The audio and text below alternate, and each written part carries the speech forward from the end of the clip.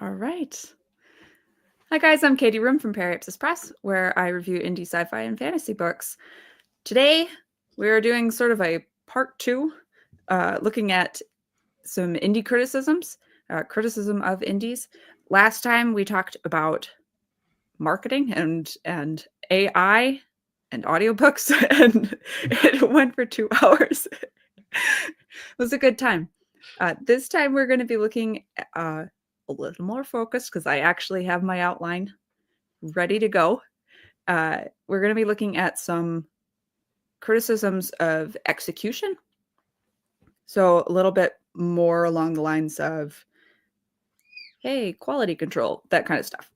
And if we do a part 3, or if we have time tonight, probably weren't going to have time tonight. I'm just going to say that right now. Rabbit trails always abound. So I would like focus.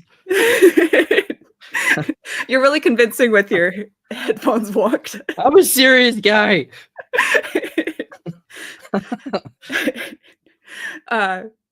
So the part 3 would be stuff like, what about our ability to reach people, leave a legacy, make an impact in culture? But for today, execution of storytelling criticisms. Executing indies. Yes. I was like, is there a better word for this? And I just couldn't come up with it. There is not. With me today is Jonathan Shuerger, the author of the In Darkness Cast series. No, In Darkness Cast is the first book. What's the series called? Shades of Black. Shades of Black. Thank you.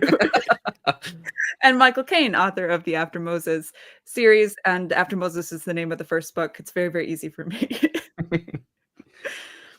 I'm going to write one called Before Aaron and see how that goes for you. Hi to John Douglas, who was here 5 minutes before I said we were going to start. So probably he's not here anymore, but thank you for coming. And I'm sorry that I didn't start on time. Hi to Patrick and to Anne, who have been here for a while, and hopefully they're still around. And to Robert Lewis. Thank you guys for coming.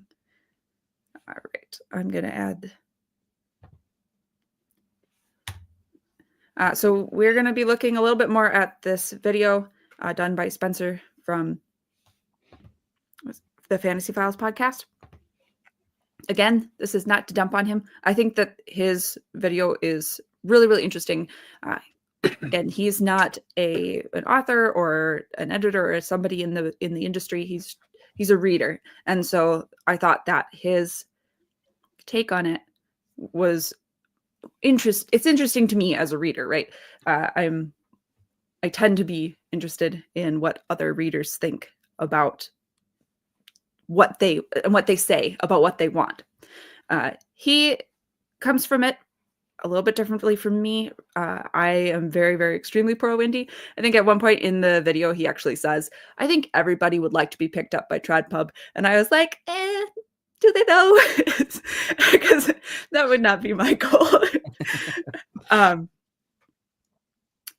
And I've always said that if one of the indie authors that I've reviewed does get picked up by Tradpub and decide that that's what they want, I'm so happy for them, right? They're dead to me. I just really love If someone makes it big and Katie unfollows them on Twitter, the next day you'll be like, so happy for them. Blocked. I'm blocked.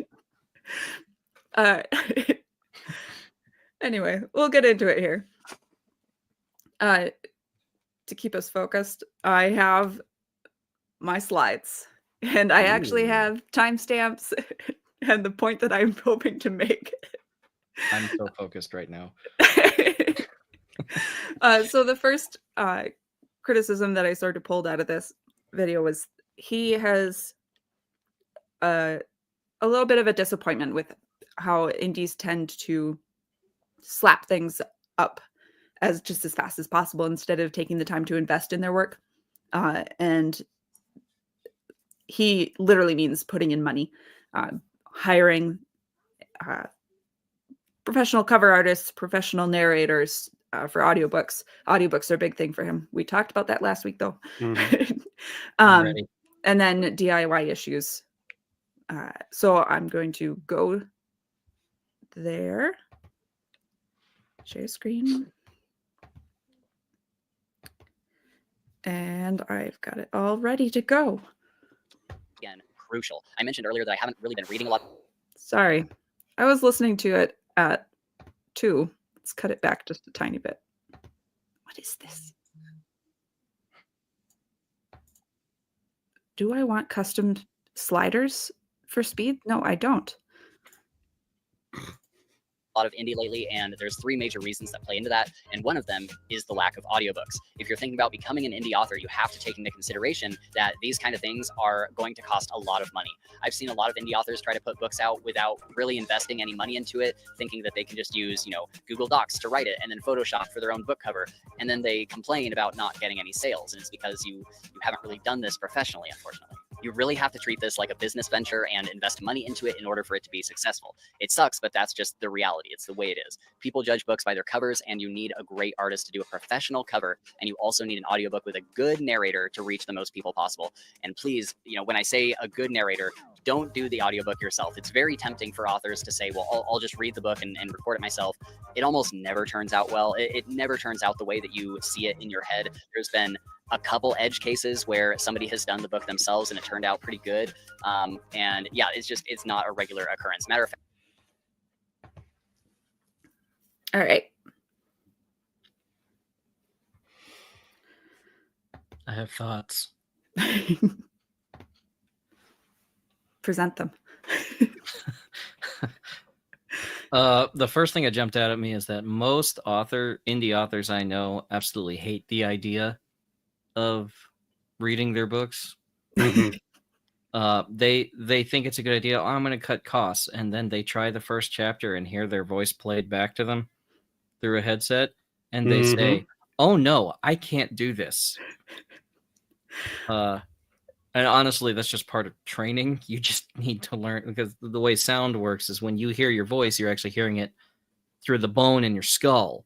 It's adding resonance to the way you hear your voice because you're generating it from here, here, and here, going through the skull. You hear it differently than everyone else does. I think my voice sounds amazing until I hear myself recorded, which is why I got my mic this week, because I heard myself last time. But you really just had to train yourself to be like, look, my voice isn't actually that annoying because not everyone else's face whenever I talk is going, ugh. Right. Right. I remember I was in middle school, and this is a Protestant thing, maybe specifically Baptist, old, like not like modern evangelical, but like old. They used to do like special music. Oh yeah. Oh and yeah. They would pull young impressionable girls and say, stand in front of your grandma's church and sing this beautiful song with your sisters. And it was just an entirely horrible experience because you're working with your sisters and they're, yeah. And then they record it, and then they play it at your other grandma's house, and you hear yourself and you just want to die.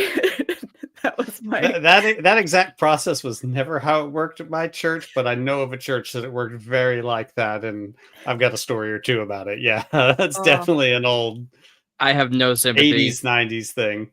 I was a missionary kid. Oh and no! I sang at every single church we visited, all of them. So I love it. Absolutely zero sympathy. Did the rest of the family sing, and did y'all match in clothes? No, it was me and my brother. Oh, okay. Did y'all match? We did not match because there weren't enough. We weren't a good missionary family. To be a good missionary family, you had to have at least 6 kids. Right. We weren't there. We only had 2. So it was just the 2 of us. And we did not match. It didn't matter if we matched. But back to Jonathan's point. Right. A whole bunch of indie authors will do that. They'll get a microphone. They'll go, this is really hard. And the other thing is that most people, if you do not use your voice if you use your voice in a professional way, you will realize that your voice takes a lot of physical effort to use for long periods of time. Yeah. Right. Like I lead worship at my church. I sing a lot. Mm-hmm. Right. And I don't sing. I talk through my nose, but I don't sing that way. But oh my goodness, you just where it uses more physical muscles all through your body than you expect. Same way with audiobooks, right? If you're going to sit down for a 6-hour recording session trying to get through an hour or two of audio, because if you're a newbie, you're going to have to do takes over and over, to get what you want. You will be exhausted. You will be absolutely exhausted. And stupid me, I do my narration for The Exorcism of Frosty, but I'm going to do it from the viewpoint of the main character who has a raspy voice. Oh no. Just So after an hour or two of me, just go take up smoking for about a week beforehand if you don't already, and just smoke a pack right beforehand. You're like, yeah. I sound like Christian Bale's Batman, but from College Humor. Where's Rachel? So I don't think most indies are excited to do that. I think most of them at some point investigate it, and I think most abandon because I think most indies want to put out a good product, and in the case of an audiobook where they realize they're having to pick up a whole separate set of skills, multiple more sets of skills between engineering and mastering and the actual narration, most of them pretty quickly after a couple hours of research are going to go, I can't do this. Because it's like it's like another whole skill tree you have to dump points into. Right. Because it's like, but I just learned Amazon's algorithm and I did ads and I learned how to format and I learned all the. Now you're telling me I have to, people they just get tired. There's a lot of burnout that's involved. We're back on audiobooks, but yeah. Well, he was on audiobooks. Now here's the place that the author is expected to read their book is it's much more likely in nonfiction. Yeah. Sure. Nonfiction publishers really try and get the authors to be the one to read them, get them into a studio for a week, get through and read. It's a lot more common in nonfiction than fiction. That's interesting. Yeah. It's not universal, but when publishers can pull it off, it's definitely more prevalent in nonfiction. When it's appropriate, publishers really like to do that because when someone is giving you advice on how to do something from their own perspective, there's a disconnect when it's someone else's voice. The listener likes to hear business advice in the voice of the person that's giving the business advice. Right. Sure.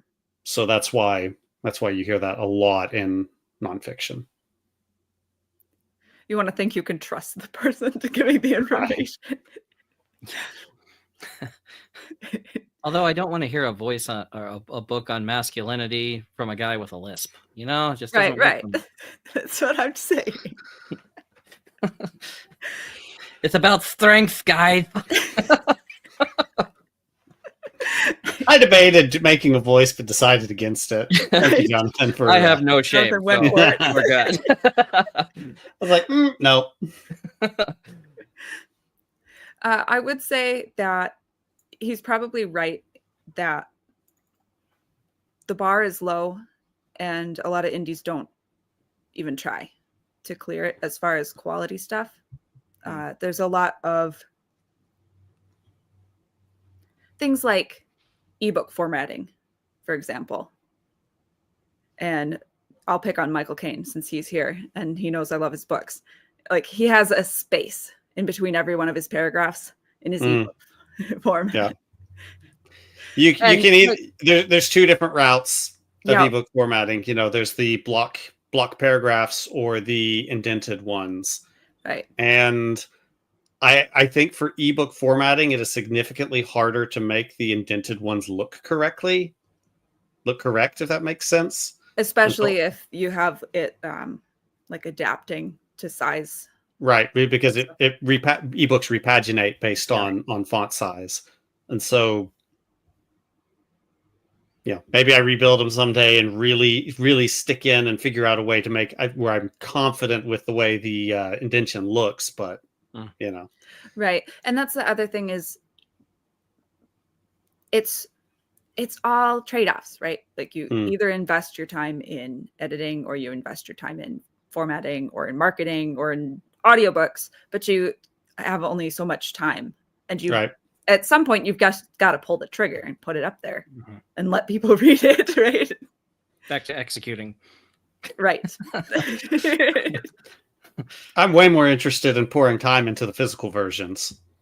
Right. Yes. You know, it's like I'm way more interested in working on the formatting and stuff like that and getting that right, because that's an easier tool for me to work with within, you know, Word that I've been using since I was a kid versus, you know, digging into the HTML of an ebook, the HTML files in the container to make it look the way I want. Right.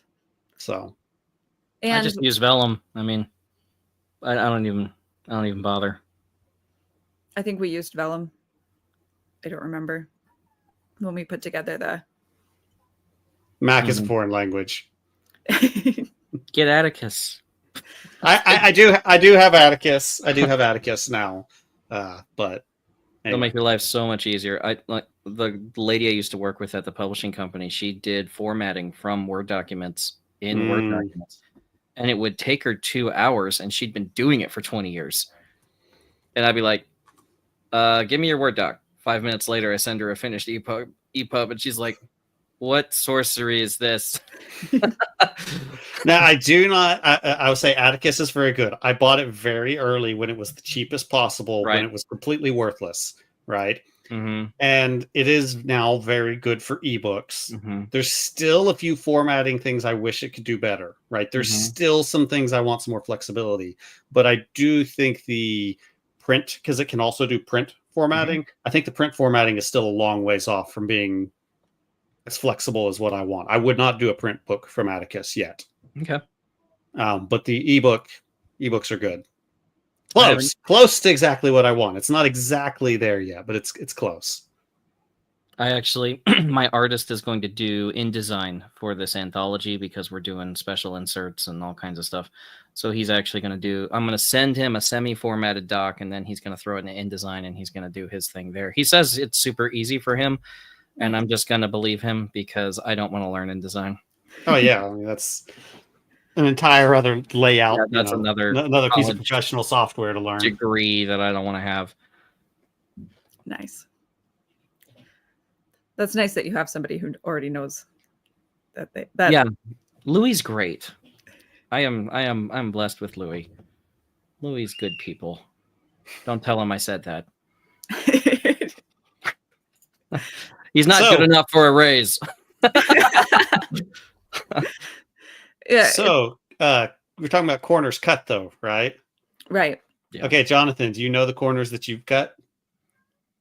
Can you admit to the corners? Oh yeah, absolutely. Like I said, no shame. Okay. Go ahead. Gay chicken in the Marine Corps starts with unzipping. Okay.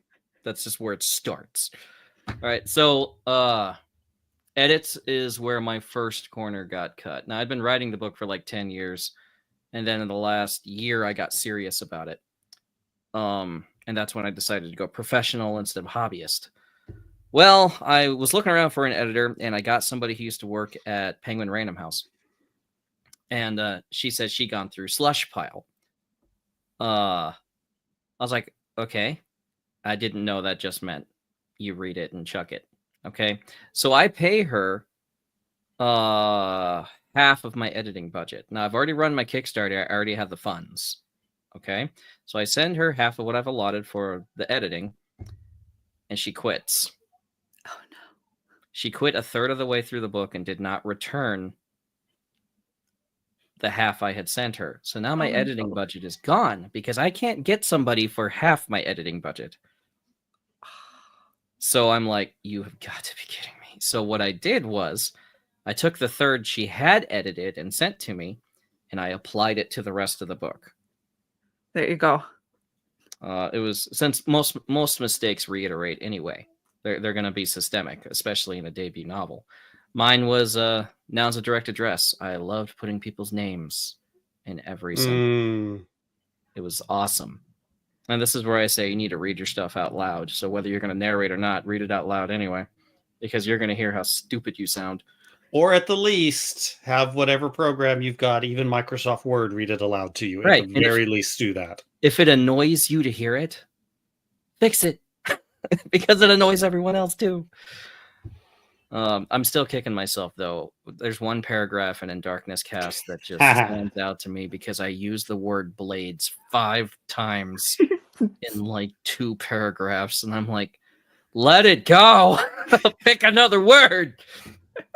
I'm working through the audiobook right now.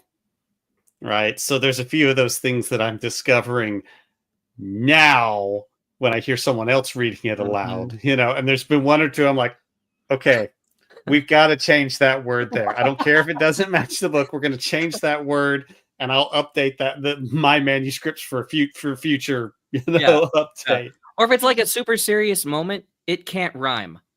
Okay, right? You just can't do that. Okay, now we have Dr. Seuss while the main character's love interest is dying. That's just not appropriate. It's very sad that as a culture we have relegated poetry largely to the realm of childhood nursery rhymes. Well, you can't accidentally rhyme. I mean, right. Get it when like Eowyn is standing in front of the gravestones and she's singing. Okay, we got it. But not accidentally. Yeah. No. Yeah. So my corner cut is also going to be on editing, right? Everybody's. And I think it's most. I think it's most for a lot of reasons. I've never paid an editor. Okay, I have a very well-read family and a bunch of people and a group of betas that have all read it. So 6, 7, 8 people have gone through, sometimes some of them more than once, right? So I've had a lot of eyes. My mother has better prose than I do. I can't convince her to finish her book she's been working on for years. It's wonderful, right? It's 2/3 through and wonderful. But she has better prose than I do. She's my main editor. We sit down and we go through, and it's read aloud, and we fight over line edits. The biggest fights my mother and I have ever gotten in have been over line edits. And there's times where I'm like, no, I'm putting my foot down. No. And other times I go, know when to say, yes, that doesn't matter. I'll happily do that. Well, in that case, you're not cutting corners. I'm not cutting corners, skipping the edits, but I'm actually doing just have somebody that can do it. Right. But there would be a benefit for a third party that doesn't know me at all, or is willing to. You see what I'm saying? Is there would I would see that benefit. I see that benefit, right? I agree with Jonathan. It's instead of putting out money, you're putting out time. So you're not necessarily cutting the corner. The fact that you're fighting over it is the important part. Sure. Now, I would creates an edge. I would say where it probably suffers most is I have more things like a missing quotation mark or something like that, because those are the hardest things to find. Yeah. And as I've been going through this audiobook, I've got a corrected version of all that stuff that, I've found years later, despite me reading, who knows how many times I've read the book. They still just they always turn up, right? They always turn up. That's really only something that bothers the author. Right. Psychopaths. Right. Like people who are just. I found one pronoun that was wrong. I there was like a typo and S was left off a she, so it could have been confused, but I think most people reading it probably included a bigger deal. That one, I did fix, but that is. I think as long as your book isn't rife with those errors, because these books, if it catches on and millions of people are going to see it, they're going to redo another edition. Exactly. And what is it? What's I have heard, and Jonathan, you may know this more correctly than I have, but I do. But I have heard that Tradpub standards are one typographical error per about every 10,000 words. I've heard that number bandied around through the years. Does that sound? I haven't heard that number in the circles that I was in. I know the lady that I worked with had zero tolerance. Like she was a psychopath. But that's not possible. Right. You know, But that's she zero is not hated it. possible. She hated it, you know. But she just had an eye for this stuff. She'd been doing it for 30, 40 years. And I mean, she was trained in doing it. And so she's really good at it. And like I never found a mistake in things that she did. Right. Like in emails. Like this woman was disciplined. Okay. Nothing goes out. But I've not heard that rule. Hmm. Because I I mean, think once a book goes out, it's out. Like Sure. bookstores have already bought it. Right. The rule doesn't matter. You know, Sure. It's whatever the standard is, we apply the standard as best you can in the production process. And when the book's out, it's out. Mm-hmm. But with But indie, it's not that way for indie. right. Correct. Yeah. You Which is can Because nice. fix someone it many someone times finds a as you major want. error, I can fix it. Now there is the issue of Amazon won't repush, you know, a new version to everyone's Kindle. Right. Right. They get an update option. They They can update it, correct. Yeah. There's- depending on how old their Kindle is. it's not automatically repushed, but Right. And then if you have edits to the physical copy, if they have copies on hand, they're not going to push out the new Right, one until they've absolutely. sold those. So- Right. Till they get out of those. I just ran out of my first cover 2 years ago. Oh, really? Yeah, I guess it's farther ago than I thought, longer ago than I thought.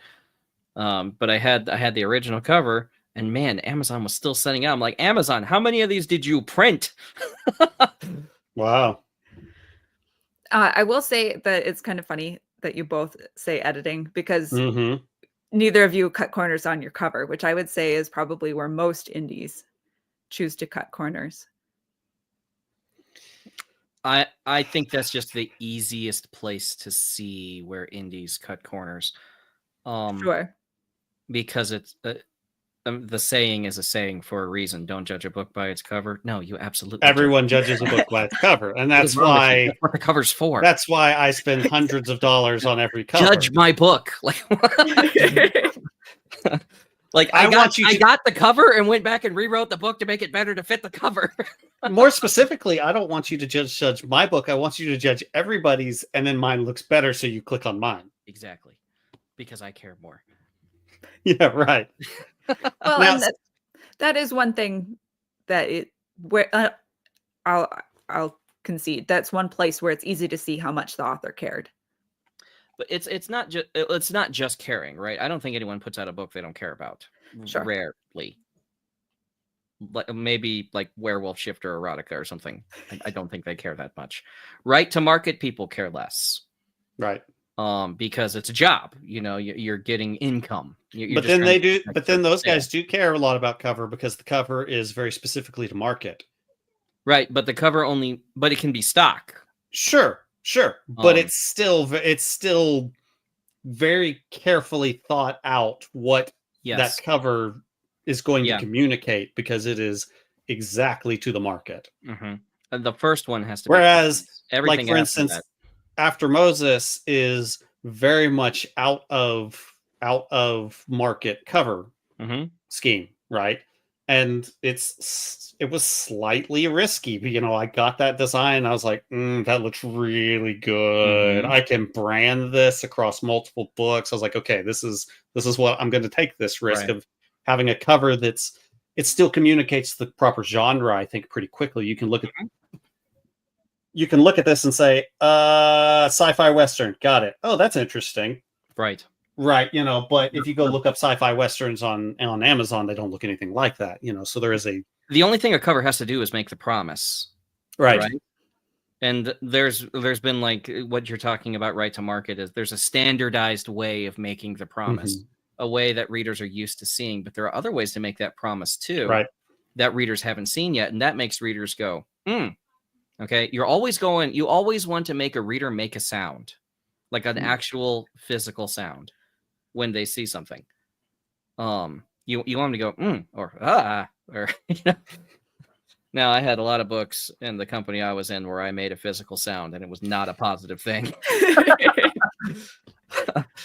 Like, what were you thinking? Like, what was the you know, like Microsoft Paint level stuff.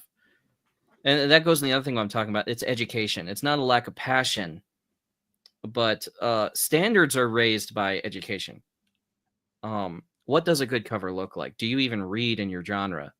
Do you have lots of covers in your collection, in your genre, so that you at least know what a good cover should look like? Because there are lots of indie authors who will make their own cover on a budget thing, and they don't know enough to have the right standards to actually make this book appealing. I already know their book sucks. Okay, I haven't read enough. your writing can't be good if you think this looks good. Okay, because standards you would kinda think, stay the like, same. just saying that, you would think, well, isn't it two different things? Not really, because It's taste. It's your ability to perceive something good. You know, I gotta look at an AI cover and the guy's got 14 fingers on one hand, you know, and you get that uncanny valley thing going. That's fun. Now, in some genres, that works. Okay, American Horror Story probably has tons of AI yeah, images and graphics. It's perfectly fine because AI is great. AI. You can do real cheesy covers in some certain genres too. Romance, probably like probably some urban fantasies got some real low like tasteful standards are not that high. They're they're kind of cheesy, right? You know, so that may vary some too. But if you go to if you wander into epic fantasy, people have some pretty high expectations usually of some real artwork. mm-hmm. Yeah, but then Lit RPG is blowing that up. That's true, but again, that's a different genre and audience really than epic fantasy. Even still, That's true. Right. That's usually a lot younger than epic. But the point always comes back to, what is the promise being made? Right. Okay. And there are things that your cover says about your book that speak about the inside of your book. For instance, did you do the font and the typography yourself in Microsoft Word? You know, because that's easy to see. I had to. My artist was late with the Blood of Anik cover, and my pre-order date came up on Amazon, and I've already pushed it the 30 days that I could, and I'm like, I got to get a cover up there. So I AI generated something and threw typography on it in BookBrush. Okay, and it looks very typography. Okay? It didn't matter. I was throwing it up there to get it up there, and then 2 hours later, my artist was done. I just replaced the cover. Of course, now that's the only cover that's on Goodreads because Goodreads doesn't update. But you can tell when that typography has been done that way. It says something about what's in the book. Okay, you don't know enough to give me a good experience because you didn't try on the initial outset. It would be like your hook being bad, right? Like if you have the most boring first 3 pages in the world in your book, be like, no, it picks up. I saw this the other day. It's like, I had a reader tell me the first 30% of my book was boring, and I said, it picks up, and I'm like, cut the first 30%. It should pick up significantly before the end of Act 1. Why are you arguing with the reader, first of all? Very true. Yep. And, like, do what he says. Like, oh, that's a problem. The first 30%, dude, I'm not making it past the first 2 pages if your book's boring. So, but here's the thing, though. To go back to the original thing of Corners Cut, almost every one of these things you can determine within 2 minutes without buying the book. Correct. Almost every one of them. You can see the cover, very quickly make a snap judgment. You can skim the blurb and make some snap judgments, although I think that's less value. And then you can read the sample and probably know very quickly if this person has a handle on prose. The sample. And if it's very badly edited, you will probably know within the first 3 or 4 pages. Absolutely. And I do a lot of dev editing for clients, and I keep throwing their books at them. I don't know why they keep hiring me, but I'm like, your beginning sucks. Your hero's a loser. I don't want to read about a loser. Fix it. Definitely DNF stuff for like, Like- like reading the first few pages and just being like, this guy is not somebody that I like. I'm just not gonna invest my time with Someone Talking has about the Great to like- Gatsby again. Oh my gosh, don't bring that up. I'm still Twitter was on fire over that for days. Oh man, And I'm I like, have that's a my- really- who that's cares always- enough to keep talking about this? that's all my argument ever is I hate every character in the book. It was Like, like why am I going to read it? you brought up Star Wars, is it fantasy or sci-fi again? And I'm like, is this thing a vampire that just keeps coming out of its I didn't bring it up last weekend. That was Andrew Snyder, it who I was. love on He was Twitter. joking. And No, he wasn't joking about that one. He was joking. wasn't joking about that one, but then he followed up with the I don't know who needs to hear this, but Lord of the Rings is a sci-fi. Oh my gosh. And that one was You're so sick of obviously hearing it. that I one don't was wanna- obviously, don't wanna just hear about going Gaston straight for again. the cult. I just don't. I don't want to hear about Gaston again. I don't care. I feel like the dead horse has been beaten enough. Stop. Let me It's already dead. tell you though, every time Gaston comes up, I gain 200 followers. So I'm just gonna say I'm gonna roast those guys at least once when it comes up. As far as cutting corners stuff, I think if you as a reader have habitually read Tradpub stuff, the inconsistency across all of indie, yeah, it might bother you a bit. But like if you consistently read indie things and are, like I am, aggressive about dropping books that just don't have the quality or interest you, so you don't waste a whole bunch of time on books that are of a quality that bothers you, then I think that you won't find that it bothers you so much, right? Like you'll have like a tolerance for how much. So I was thinking about it earlier today because I actually watched the video today. Indies have a discipline problem. Actually, all authors have a discipline problem. And authors who go through Tradpub get that discipline placed on them because they don't get to control when their book goes out. Right. Somebody who has to make money from their book puts the book out. So they have that discipline enforced upon them. Indie authors don't have this problem, which is why most of them tend to release their books emotionally. I'm excited for this book to go out, or I hate it. That's when I release a book. I can't look at it again. Indies tend to do it emotionally because there's no other breaks. Like there's no launch window you have to hit. There's nothing saying you can't do it. So you just release the book whenever you want to. And if you haven't disciplined yourself to knowing what a good product looks like and having your standards in place, and standards are created through education and discipline. If you do not enforce that upon yourself and deny yourself when you really, really, really, really want people to read it and enjoy it and finally give you all the praise and adoration you deserve. You just want to see those reviews stacking on there. Why isn't there any reviews? It's because people aren't getting past page 1, you dipstick. Because you released before it was supposed to go out. You showed a lack of discipline and launched too early. It's like dogs, right? When you're training dogs, a dog that leaves the place you told it to be, like we're talking canines, we're talking shepherd dogs or sheepdogs. If they ever leave where they're told to be, the dog is worthless because it's not going to do its job. And authors need to be disciplined as well. They need to know what they're looking for. They need to know what to do to get it there. And then they need to have the discipline to wait.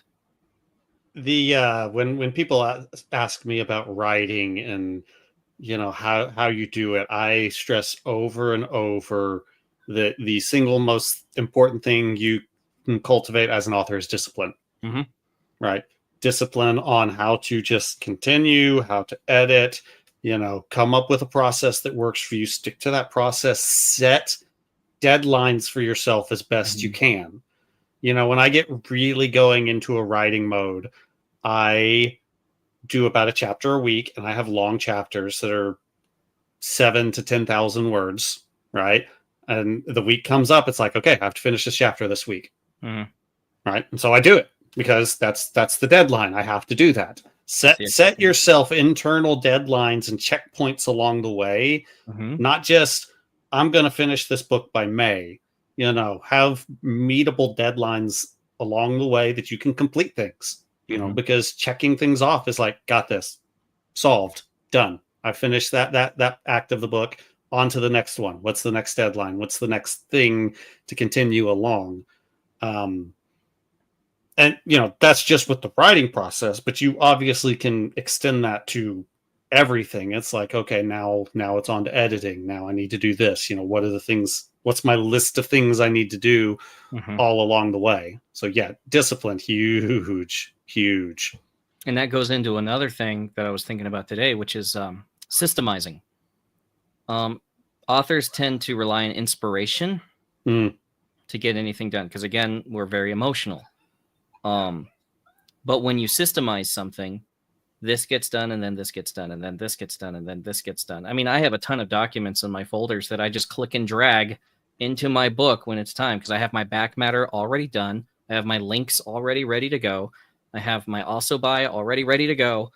I have my sign up for my newsletter here. I have my QR code already ready to go. I have all this stuff. It's already done because I systemized. I mean, I've put out 9 books now, something like that. And I did 150 when I was working at that company. You don't put out 150 books because you like it. I hated most of those books. I thought they were mistakes. A bunch of Down syndrome novels out in the world now. But you have to have a system where you just clicking the buttons and putting the stuff in so that this thing actually, maybe it'll be a hit. Maybe the Down syndrome community will love this book. And then they need to have links to click onto a newsletter or to go to the website or to build the author's brand or something like that. I need to have all that in there just in case one of these stupid things becomes a hit. And not systemizing when you put out a book, and you're not feeling inspired and you just don't believe in it. And just, why do I even do this? I just can't Instagram right now. I'm going to punch you in the throat, okay? Because this job sucks. First of all, it's the dumbest product in the whole world. It takes 2 to 3 years to write and it sells for $5.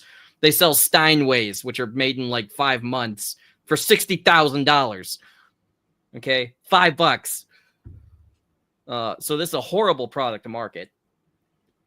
And then you're going into it with a bunch of authors who are relying on their emotions to get anything done.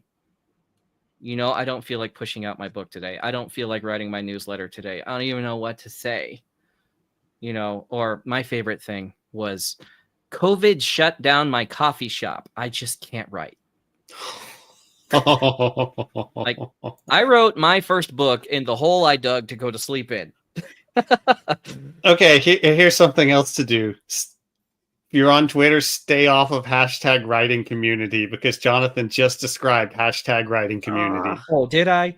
Did, yes. There's a whole lot of people that that they want to be a writer, but they're treating it emotionally. Exactly like Jonathan is saying. And I mean, they're all saying the same thing. It's like some variant of, I just don't feel like I can write today. Or, somebody give me some inspiration. Show me what music you're listening to. Share your links, drop your cover. I imagine that's what everyone sounds like who's sharing those things. So practical advice, right? If you want to write and you want to be an indie, how to not cut corners, right? If you can't pay for an editor, find some people that will read, some betas, some friends, a bunch of people. The more you can find, the better. Hopefully you find a few that are good and can give you serious feedback. Right? And if they hate you, that's better. That's true. Because they ain't going to sugarcoat it. They're not sugarcoating nothing. They want to get you. For a cover, unless you are also an artist and have design skills, be careful about making it yourself. Right? If you can do one or the other, maybe you can do half of it, but probably if you're on a budget, ask around to some look for some indies whose covers you like. Send them a message on Twitter or wherever and ask them who their artist was. Because check out their artist. Right. Check out their artist website. You might find that the artist does pre-made covers. Right. You might find that they have a whole selection that that just posted there that you can spend $200 on a nice cover because it's generic. Yeah. It's not going to match your book. He'll just match the title. So you might have to look through a bunch of guys to do that, but look for a pre-made cover, right? Yeah. That's not a huge shame if to avoid something that's bad, right? Yeah. If you can't make a good cover yourself, you can buy something on a budget that's going to be much better than your cover looking bad. Right. It might hurt your soul that the wizard standing there doesn't match the description in the book. Or you know what? You can change the description of the wizard in the book to match the pre-made cover if you really want. You know, I get my covers. I have my artists make them pretty early on when I'm writing. And there are actually details that the artist will put in that I'll go, oh, that's a good detail. I'm going to shift that description a little bit. Yeah. I'm going to roll back and do that. That's good. Yeah. My artist so there's no shame in that. On the legs of the spiders. And I'm like, who does that? And I had to go back. That's a nasty little detail I got to there. Every tarantula, that's who does it. Like, this is horrible as possible. But no, I just had to do that because this Semper Die novel that I'm putting out with a Tradpub company. Now, they're small press, indie press, but I didn't get to make the cover. I was the one that had the oversight. Well, it comes back, and one of the Marines on the front. First of all, they're in front of the Iwo Jima War Memorial. And I'm like, yeah, my book didn't go there, but it does now. And then one of them was holding a shotgun. And I'm like, what? But like Marines only use shotguns in their fire teams if they're in urban breaching. And these guys were in the field when the zombie apocalypse hit. And I'm like, where would they get a shotgun? And of course, the guy who made the cover is like, zombies, shotguns. Marines would have shotguns, right? No, we wouldn't. So I'm like trying to figure out where to give this guy a shotgun at because the cover's done. And now I got to go back through the book and change one guy's weapon to a shotgun. And so, you can do that at certain stages. Yeah. As an indie, you can do whatever you want, which is the nice part about being indie. You get to do all the work, and you also have to do all the work. The issue that comes in is you just have to make that promise.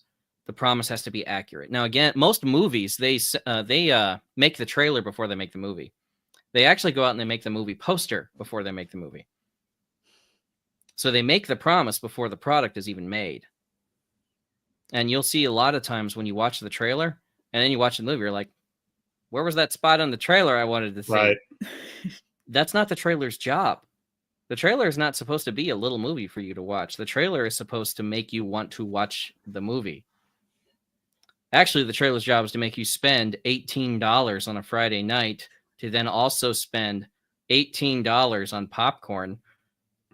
That's its job. And when you understand that your book cover is meant to get people to make a terrible financial decision,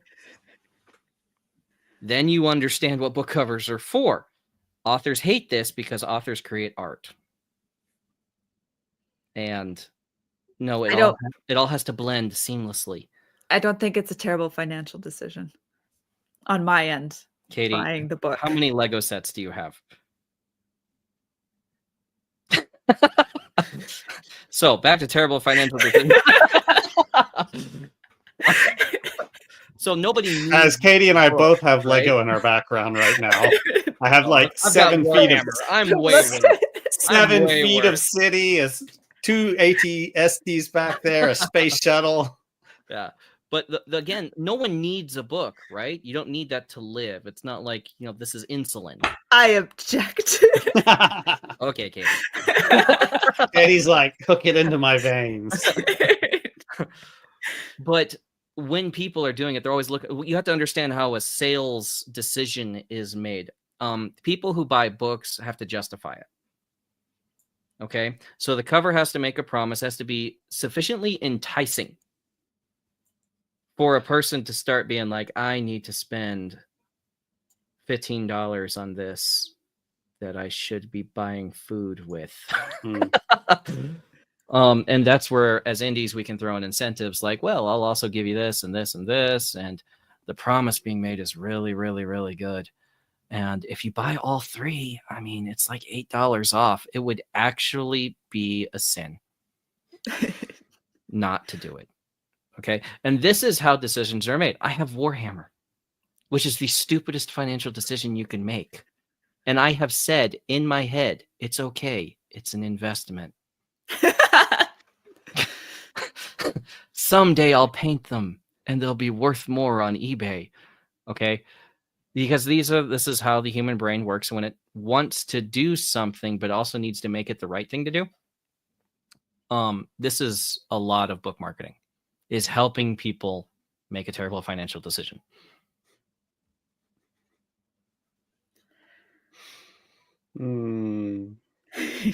Like the fact that on my website, if you buy a signed hardcover, you also get an ebook emailed to you immediately. Yeah.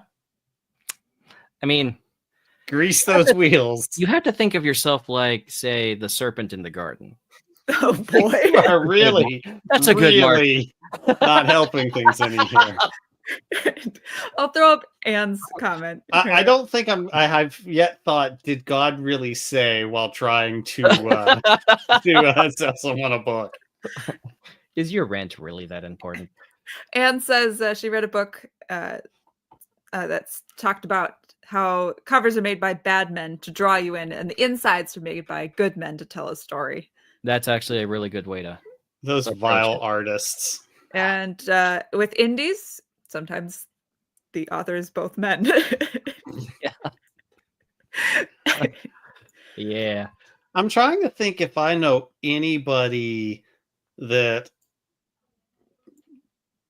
like does their own covers, but like they're an artist and like really does. So the best one that I know of, the Morona Grant. Who is that? Yeah. Yeah, she does her own art and does her own covers, and they look good. They fit the pulp adventure bill, and she does the illustrations on the inside too. What's her name? Brenna Williamson. Morona Grant and the Lost Tomb of Golgotha. Oh yeah. Yes. Yeah. Right. They do what they need to do. Mm-hmm. So I can think of a couple probably if I really start digging in that say no, they can do this, but most shouldn't. Right. I shouldn't. I really shouldn't. Well, it's like that's a nice comment too. There are 2 authors inside you: the cover artist and the prose. The one who wins is the one who feeds you.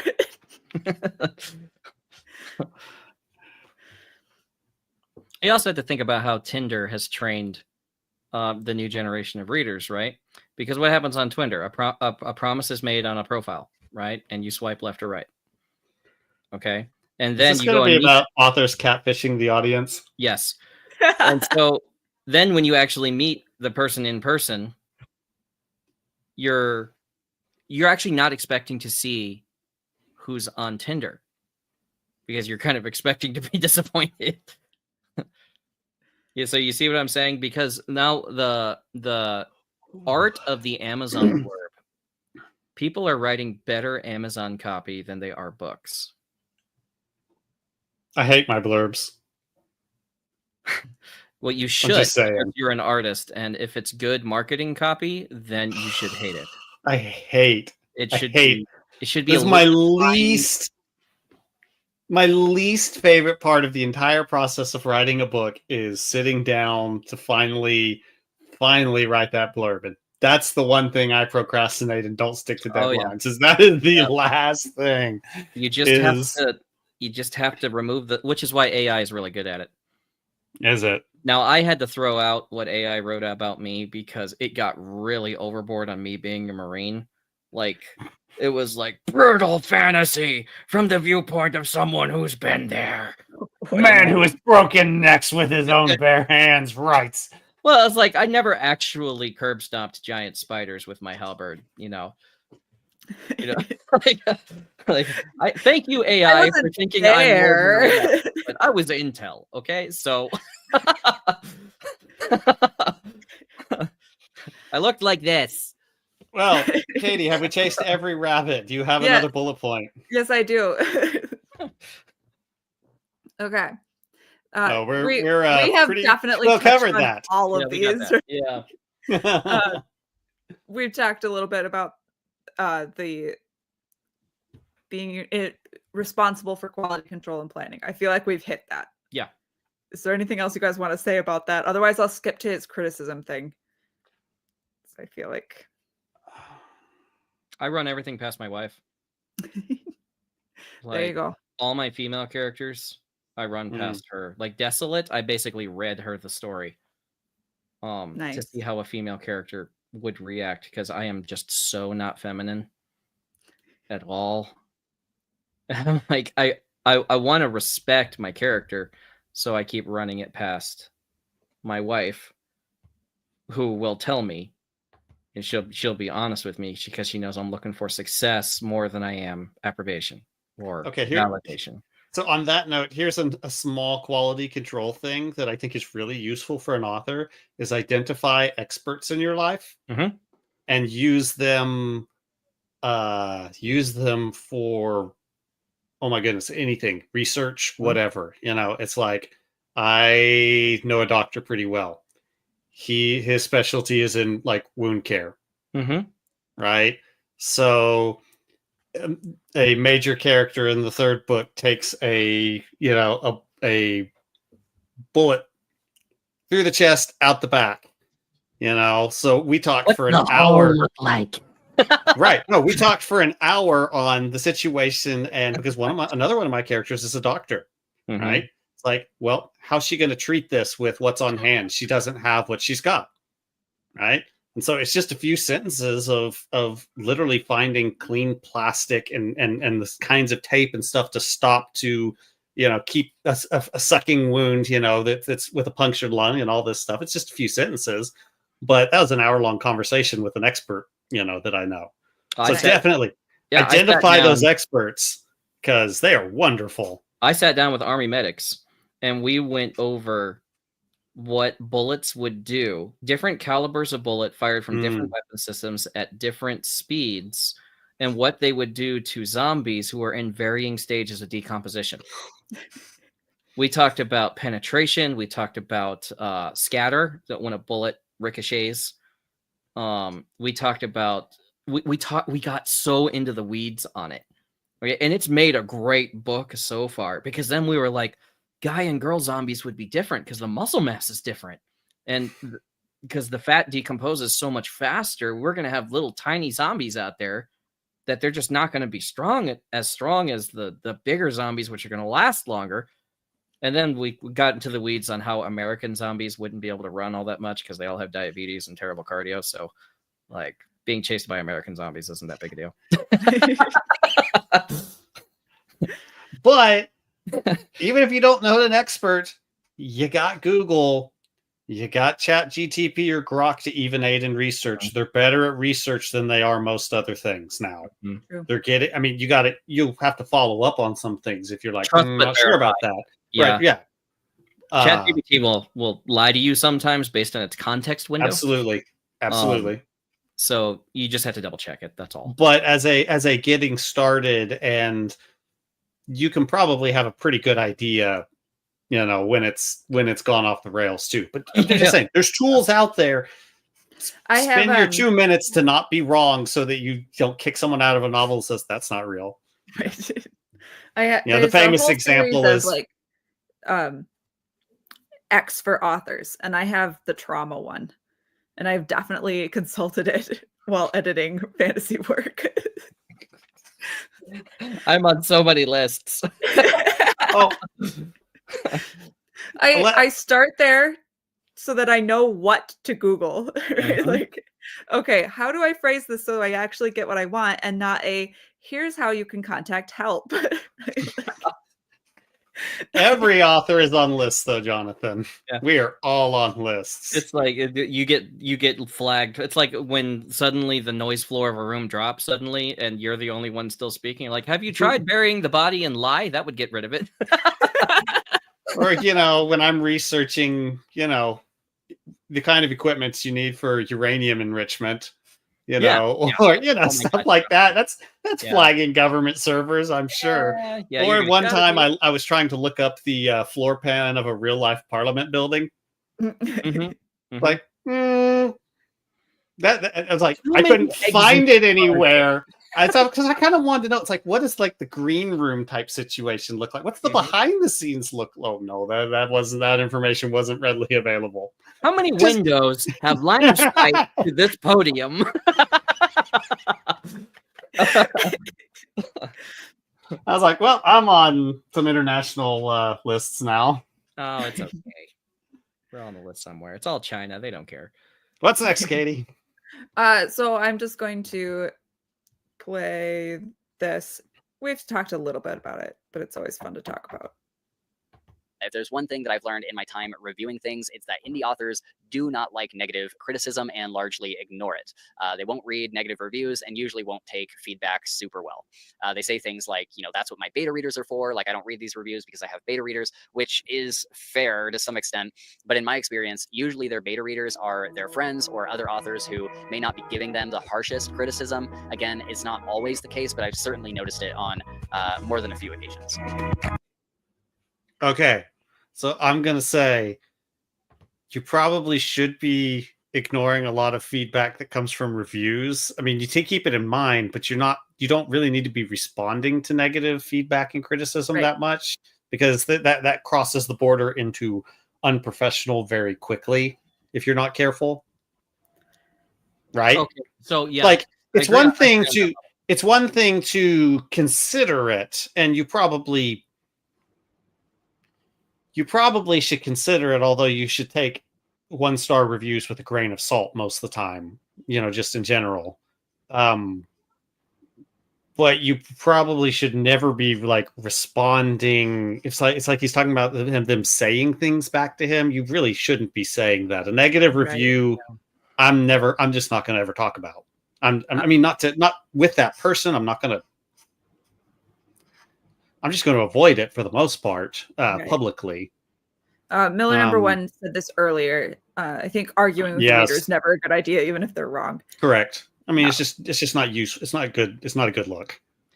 But it's always useful information, though. It is. So, like, responding to the negative review generally doesn't ever provide anything good ever, and actually kills more careers than it does anything else.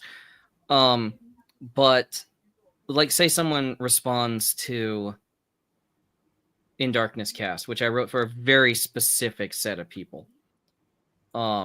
I got a review that was 3 stars that said the romance was weak. And I was like, that's interesting. Please look at the cover again. Why did you pick this book up? Like, and that's what I'm not a criticism that I would have levied at In Darkness Cast. Well, and that's what I was meaning about. You're probably going to need to be taking reader reactions with a large grain of salt. But I want to know how she got. No, I'm being serious. I want to know how she got the book. What made you pick this up?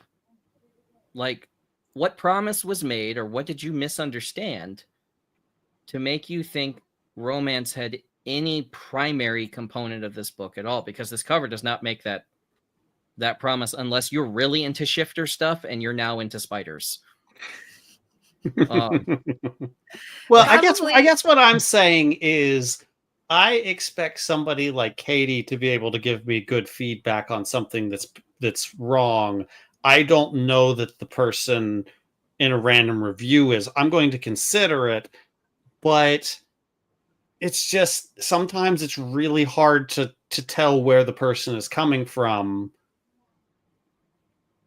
So that's a drawback of all text-based feedback, is that you're Yes. lacking context. There's no Yes. facial, there's no body language, there's no tone of voice. And so many things so we rely on pursuing to communicate. explanation of of like further details of why someone left a not perfect 5-star review might come off Yes.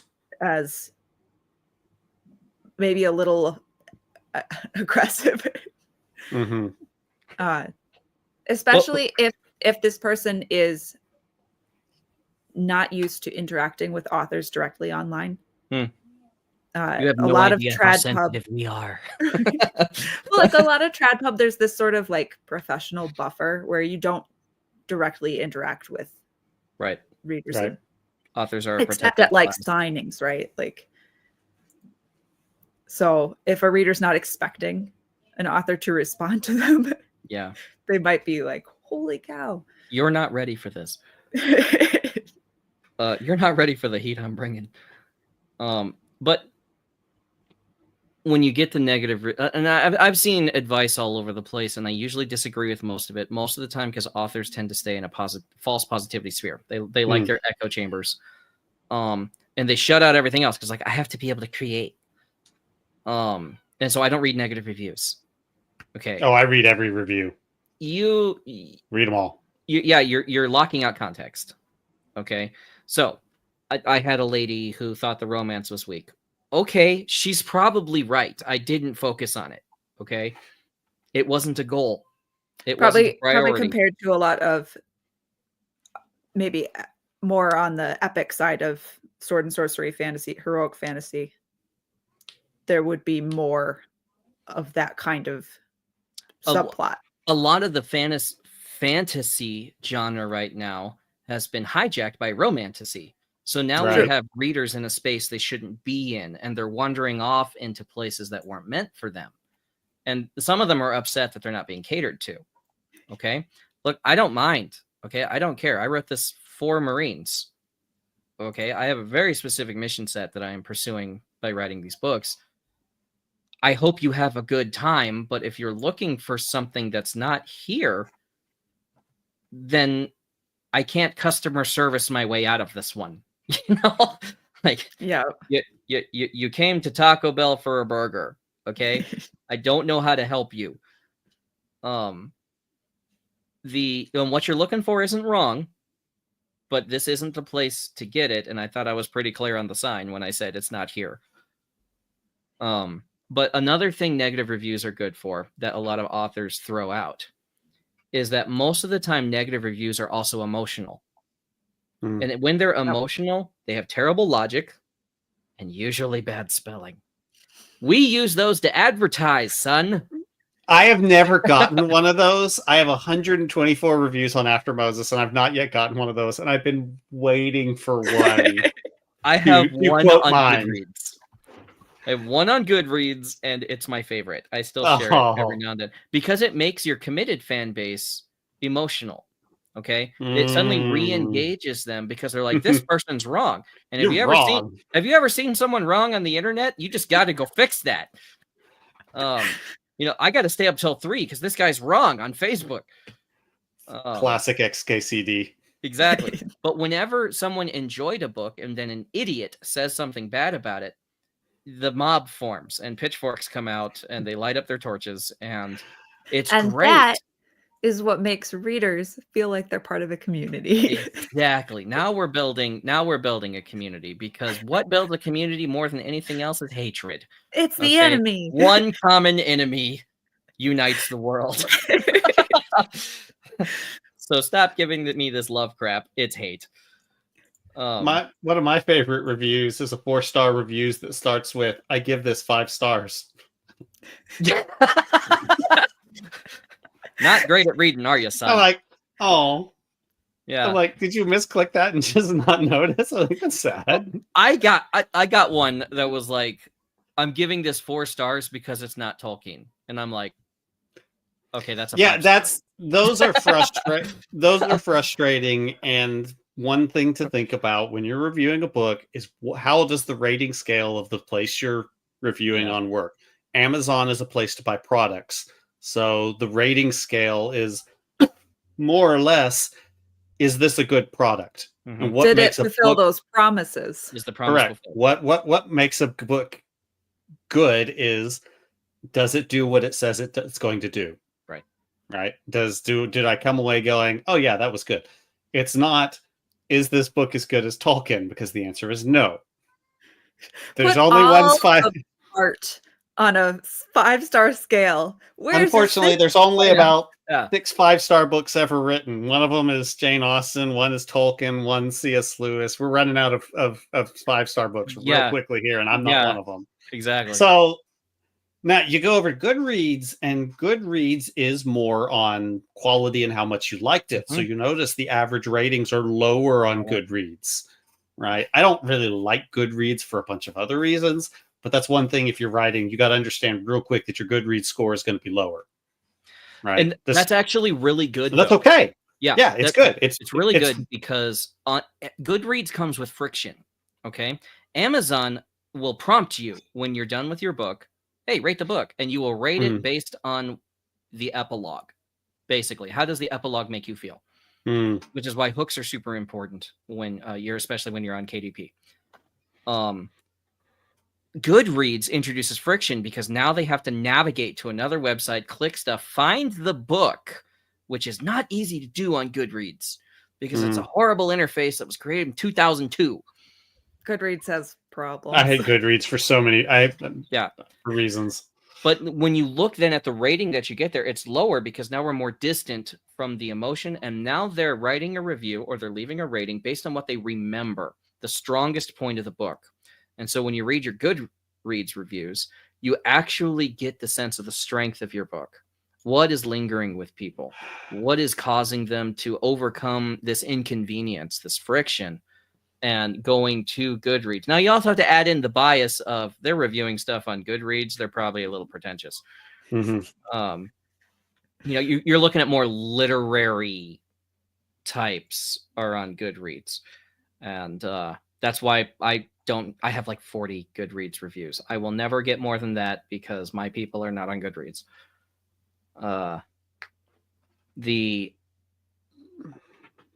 So the quality of the intel you get from Goodreads, as long as you understand the various biases that are applicable to the content itself and understand the kind of people that are doing this, is actually really good and really useful. Won't make me hate it less. No, I still hate it. I want it. I need it. I understand how useful it is. Right. Which is not much. I've done 2 Goodreads giveaways. They're worthless. All right. Let me pull up. I think this is the last one.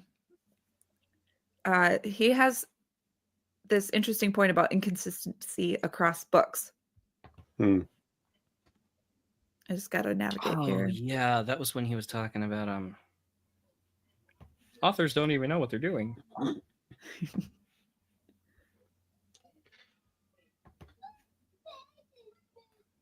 So I will say I've read a lot of first books from indie authors and not very many seconds yet. So I can't say if this is a common problem or not. I am not an expert witness. I am not an expert. So I will say that there's sort of 2 kinds of inconsistency. One is across the book and one is across the series. He's talking about across series, and I've experienced both. So I think this is an interesting point. broken immersion. If I could fix one thing in the indie scene, it would be this. Personally, I think authors should sit down and write out a detailed outline for their entire series before ever actually starting to write the book. I think a lot of authors get a spark of an idea in their head and are so eager to get to writing that they say that they'll figure out the rest later, but it just never really works that way. You have to have a plan. You have to be able to properly foreshadow things. You have to be able to take a step back and look at your outline and ask yourself, are all my characters progressing through their series arc at the same pace? Are they gaining power at a pace that seems realistic? Does each book have something interesting in it with a great reveal at the end or in the middle or whatever? Like, does it have some sort of new information that is being presented? Because otherwise you'll have some books where tons and tons of stuff is happening and they'll be jam-packed and it's like, let's go, this is awesome. And then you'll have a random book in the series where nothing happens, and that is how you lose readers. Because let's say books 4 and 6 are amazing, but book 5 didn't have anything going on in it. You may lose a percentage of your audience on that 5th book. That may be the stop that a percentage of your readers get off at and say, well, if this is the direction the series is going in, then I'm going to get off now. And they may never go on to that 6th book, even if it is incredible. So you have to make sure that all of this is paced out accordingly so that each book is not similar, like in a way where they all feel the same, but at least, you know, balanced. And this is why I have not been reading a ton of indie fantasy lately, because I was seeing this all over the place. All of these wild inconsistencies where the 3rd book in a series would just be like, what is even going on at this point? So now I just wait for the best. Okay. To be fair, now what he's describing there, I mean, that happens in Tradpub all the time too. Yeah, that's Yes. not an indie problem. I mean, you want to listen to what's going on with Brandon Sanderson, the number of people that are probably going to offboard at Wind and Truth, you know, his most recent series. I don't think I'll ever read past the 4th. I'm maybe, who knows, you know. But you hear stuff like that all the time. Yeah. Mhm. And then I guess he's talking also about not really caring for pantsers, but it's like, well, that's Yeah. Tolkien and Stephen King. He's dismissing a brain type because some people word cloud. Like they draw just from context, and that's how they create. They kind Yeah. of push it. They pull it from a cloud, and they push it out and organize it here. And don't get me wrong, I really do think that in most cases, even pantsers would be better off with like a 5 or 6 bullet outline of just a sentence of a piece of where they're going, right? And even if it doesn't stick to that, Yeah. So I say that. structure But- is important. Yes. How you pantsers are get gonna structure differs. Yes. Are we honeycombing? Are we doing just supports? Are we doing arches? You know, just looking at architectural styles. There's lots of different ways to get structural support that are good for different places. Like if you're up north, you need a sloped roof because you need snow to not lay on your house and break your roof. If you're in Mexico, you need a house that doesn't resist the wind. You know, a sloped roof would be a mistake. When you're creating structure in a novel, I think I made Michael mad. He's out. You're so wrong. The novel structure can be created so many different ways as long as it still produces an enjoyable experience. Like, are we going stream of consciousness? Are we going bulleted? Are we going ooh, that was cool. Ooh, that's cool. Ooh, that's cool. You know, and I got all these cool things, and now I have to go back and reorganize them, which is why Afterlight, for me, I call it my Frankenstein, because I was Frankensteining things all over the place. I was like, you know what? I like this arm better. So the way you create structure, as long as there is structure, is fine. I think the guy who made this video needs to outline. I think it would be difficult for him not to have an outline. Sure. I will say I've definitely, like, within a single book, a lot of indies struggle with the beginning to get things going. So you'll have nothing happen for The first, history of the world. and then it will just take off and go to crazy places.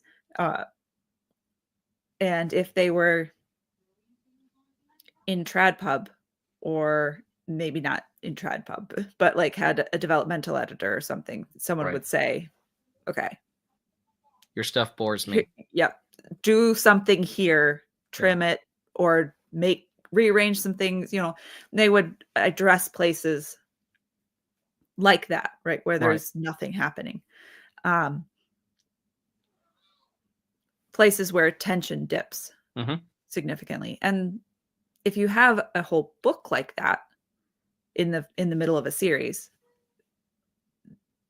then I think that is one place where you need to have beta readers who hate you a little bit, right? To be like, right, I can't. And there's something to be said for something beta readers can't do, because beta readers aren't usually watching themselves while they read. So something that athletes do, or something like Marines would do, is we notice when something is different about our bodies. When we're going through, it's like, man, I feel weird. It's something I ate. It's my sleep. I'm not hydrating sufficiently. We check the color of our urine. It's like this whole list of things that we do because we have to operate at peak efficiency at all times, because there's 4 of us. And we just have to perform. And so we kind of notice when something's wrong. So as a reader, when I'm doing a dev edit, I'll watch myself and listen to myself. When do my eyes start scanning? When am I bored? When am I like, when is this chapter done? Or am I like, I want that character to come back. That was cool. When did I make a sound? So listening to myself react to a book helps the author know what they did good and what they need to work on. Yeah, that's a really good point. If you want to be a good beta reader, that kind of stuff is important. The other thing that one of the big things that I do is I try to keep track of reader questions. Like, okay, here's a question that your prose made me ask. Yeah. Where's the answer to this? Exactly. Where did this guy come from? Why does he fly? Well, and that's like a really basic one, right? Like within like the first few sentences, if you describe somebody doing something, the very first question a reader has is, who is this person? Right? Like, if you don't answer that for 3 paragraphs, you have a problem, right? Like, yeah, and people have that all the time. Like, every Lord of the Rings fan. Who's Tauriel? Why does it hurt so much? Because it wasn't in the book. Because whoever wrote this story arc never was in love with. Right, exactly. Oh my goodness. So I do think that the pantsing does fall prey to more structure issues. I think that most plotters are probably more likely going to say this happens, and then this happens, and then here's this character's darkest hour, and then here's this climax, and things like that. More likely, right? And he seemed to specifically complain about pantsers. I'm not a pantser, right? So here's what you got to do if you're a pantser. I'm going to give you advice despite me not doing it. You have to spend more time, and you almost definitely are going to have to spend more time in the editing process as a pantser. And you need to finish the book, and then you probably need to put it away for a month and don't look at it, and then come back and read the book. Right? Because then you're going to see, it's not, what did I feel as I was writing, working my way through this? You have that time period of separation to say, okay, now what actually is the book that I wrote? Yeah.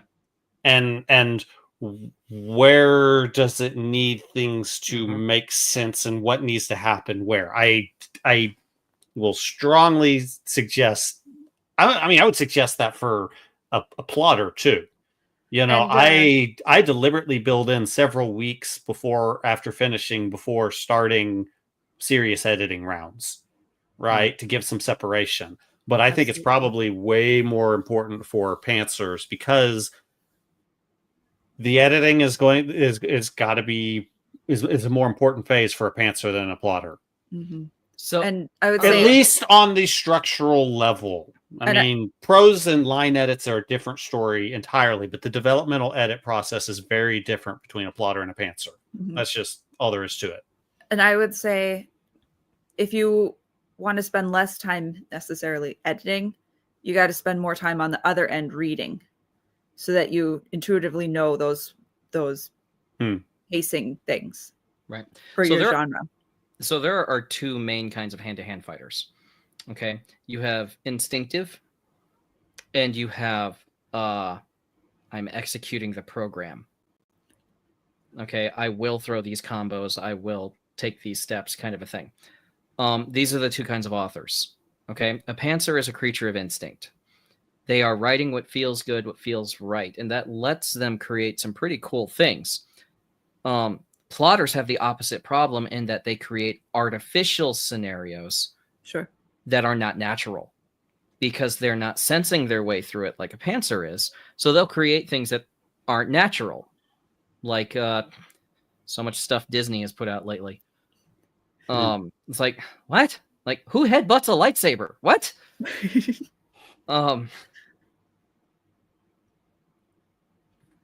Fighting an instinctive creature is easy when you know how to lead them. You basically trick them into following their feelings, and then you kill them. The guy who's following the program, you just have to know the program. Sure. And you can take him out or predict the program. Oh, you're like, oh, you're Taekwondo? Okay, this is easy. In terms of being an author, you have to realize as a plotter, your weakness is that you're trying to make it fit the program. And sometimes you need to relax. Be like, does this make sense? You know, like in this novel I'm doing right now, I'm in the final battle. They're in an airport, which has a broadside facing the rest of the city, but the aircraft traffic control tower sticks up right in the middle of it. And I'm like, there's an emitter on it that's drawing all the zombies to it like a dog whistle kind of a thing. And I'm like, why aren't all the Marines just up in that tower with the door locked? Zombies aren't getting up there. There's no fight. Why isn't that happening? So I'm like having to create more problems that would keep Marines from doing the obvious thing. Yeah. So, and what I would, because you're basically going where I was going to go is that I really do think that pantsers need to consider the bare basics of plotting, and that plotters need to lighten up a little bit and allow their story to breathe as they're writing it. Mm-hmm. Right? Like my outlines are not the densest outlines, right? But they have usually the A-level plots and the B-level plots, right? But I don't write out all the C-level smaller things. And what ends up happening is you let those things breed, things happen that you didn't plan on, Mm-hmm. but think about those things and consider how they work back into that outline that you have that's so precious. Have those unexpected things.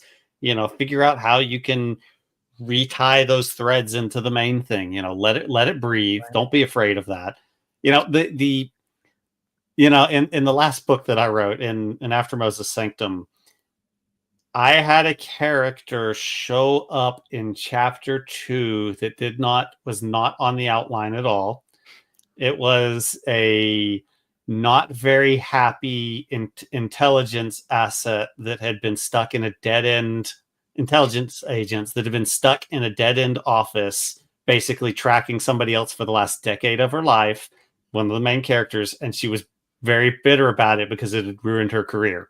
So much rage. Right? What'd you say? So much rage. Right, exactly. This woman showed up on page unannounced, and I was like, huh, that's interesting. Yeah. Like, so I went through, I tied her through the plot, and I was like, oh, actually, she solves a problem I was having. Yeah. This is perfect. Yeah. So it's good to be a little flexible on those things if you're a plotter. And that usually means for me, because I've drawn this out before, that you a plotter for me, I start with a main idea that splits, right? As the novel progresses, it gets more complex, and there's all these A-level plots and smaller B levels and the C levels that I never planned on. And it usually means about 2/3 of the way through, I have to stop for a few weeks, because then I have to figure out how to start retying all the plots together so that they all end in the same spot that I'd already planned on. Right. And it's those stinking C-level plots that I never planned on that I have to think about. Well, restaurants have that issue because people are ordering different dishes, but they all have to arrive at the table at the same time. Right. You know, it's like, okay, you got a waffle, but you got a steak. And if you're plotting it, the what is it? I think it's Orson Scott Card that always talks about that you should resolve your problems in reverse order that you introduce them in. And he explains that that's like the main structural problem with Game of Thrones is that the first novel starts with a zombie, and then they solve the zombies before the end of the series. Yeah. And that there's a structural issue that is that the series has said this is the primary problem. And so we've solved the primary problem. Now we just have to have a bunch of people kill each other, and no one was happy about that. Right. The last season of Game of Thrones is totally unnecessary because they solved the problem. Right. So anyway, that's a little digression, but I love the thinking about those things. It doesn't have to be that way, but there's a reason that stories are told in certain ways. So it's good to think about those things. And those are the things that the pantsers need to learn to think about, especially on that edit it's how do you tell a book story? 2, right? Or book 3, or whatever it is that you're on, is the promise has been made by the previous book. It actually has very little to do with your cover. The cover is almost fan service at that point. Because no one is buying book 3 without reading book 1. They're just not. Outside of layout spreads of a series look very nice. You know, that works to sell a series. That's fine, but then the individual book, it doesn't sell the individual book. It sells the series. Right. So when you have, like, say someone's going into book 3, but book 2 got wonky. Okay. For instance, I know a lot of people who never watched the Battle of the Five Armies because Desolation of Smaug is so pointless. Battle of the Five Armies is the best movie out of the 3. Interesting. I don't agree with that, but that's interesting. I don't care. That's okay. We're not going to argue it. But I saw Katie make a face too. This is not the point. But there are so many people who don't watch the third movie. First of all, because they say these movies should never have been made. But also because Desolation of Smaug introduces a lot of characters which are just flat out adversarial to the established fan base. Right. Okay. Tolkien guys don't need a hot elf chick. Right. Okay. That's not how they work. It's not how they're wired. That's not a need that they have. Now there's a fan base that has that need. Okay. If you're in the fan base that has that need, this worked for you.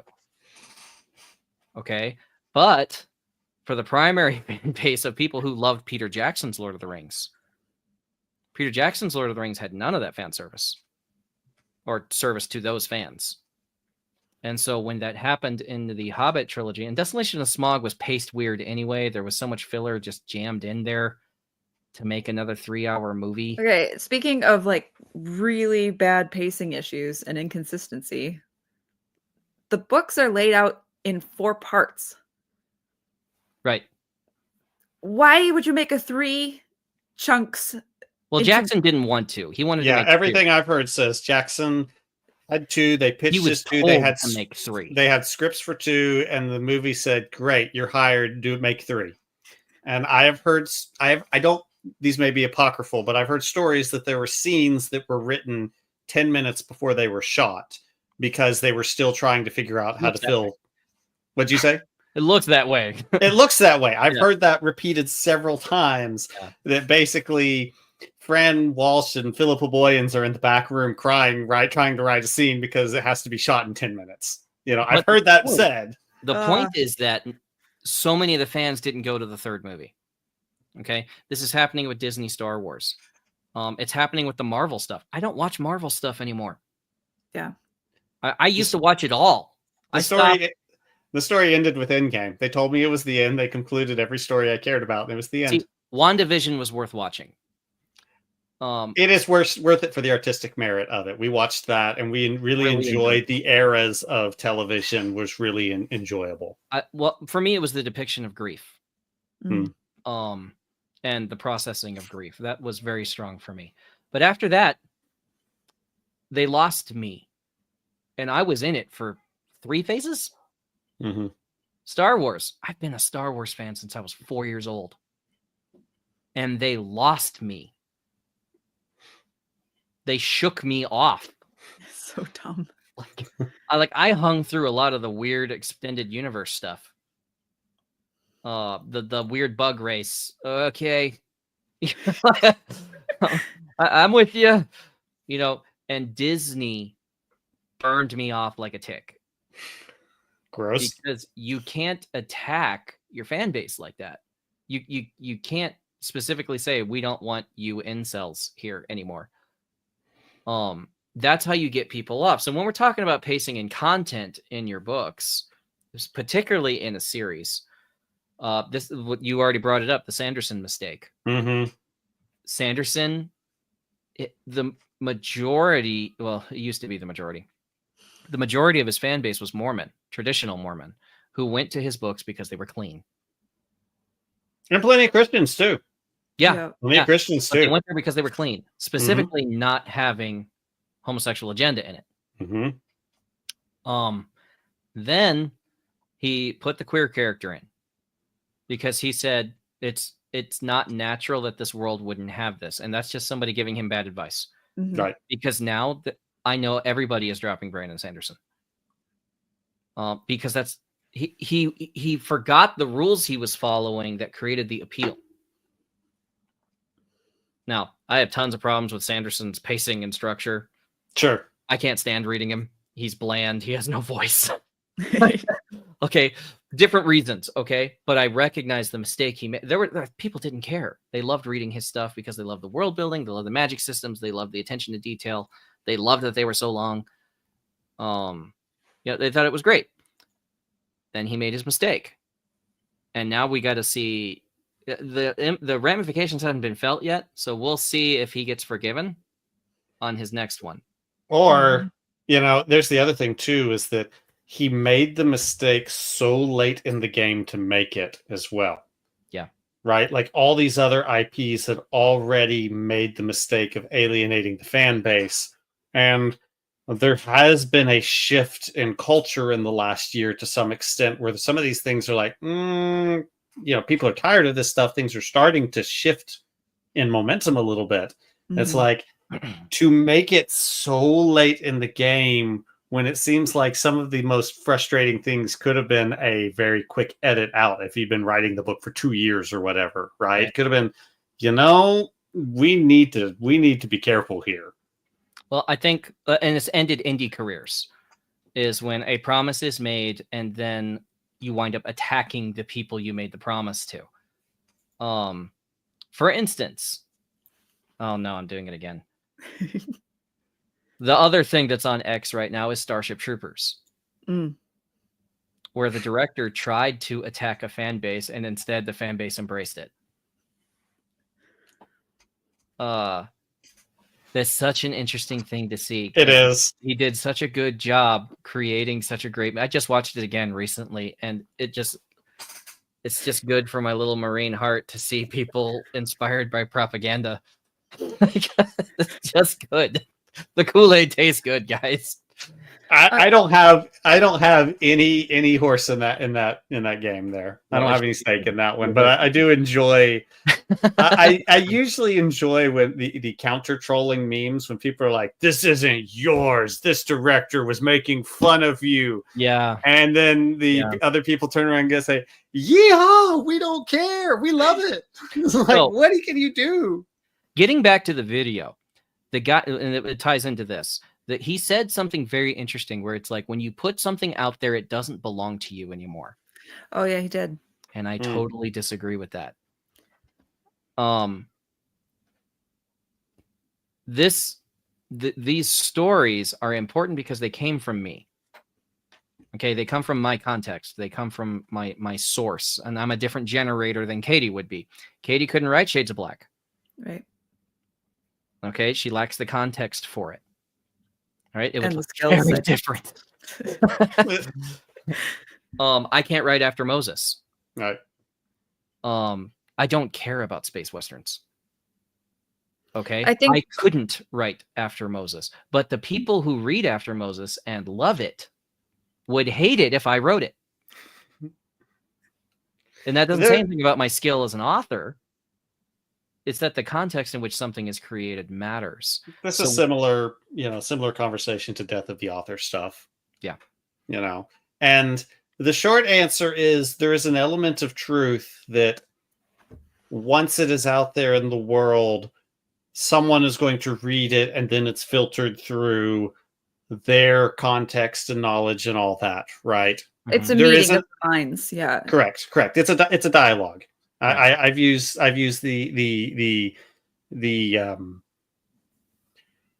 analogy before that a fiction is a dialogue with the person telling the story, where the person telling the story is giving you very good stage instructions for you to put on a play in your mind. And hopefully the stage instructions are good, then you put on a, whatever that play is pretty good, but it's not going to be the exact same play in the author's mind. Right. That's just true, right? That there is another person involved, and so things change. However, when you start getting to this critical analysis stuff, you can't separate it from the context of the author. And it's like I always use the example of Tolkien, right? And you can write a feminist analysis of Tolkien all you want, right? But if you don't, in the process of that, say, well, this is not Tolkien's own interpretation. This is a secondary interpretation of how I am looking at it, and what does this mean for my worldview and all these things, right? Then you've just lost your mind. You're just insane to say. You can say I'm a feminist. Here's my feminist analysis of Tolkien, but you can't say that Tolkien writes a feminist work. Correct. Right. And so a great example of this would be the Dune series, right?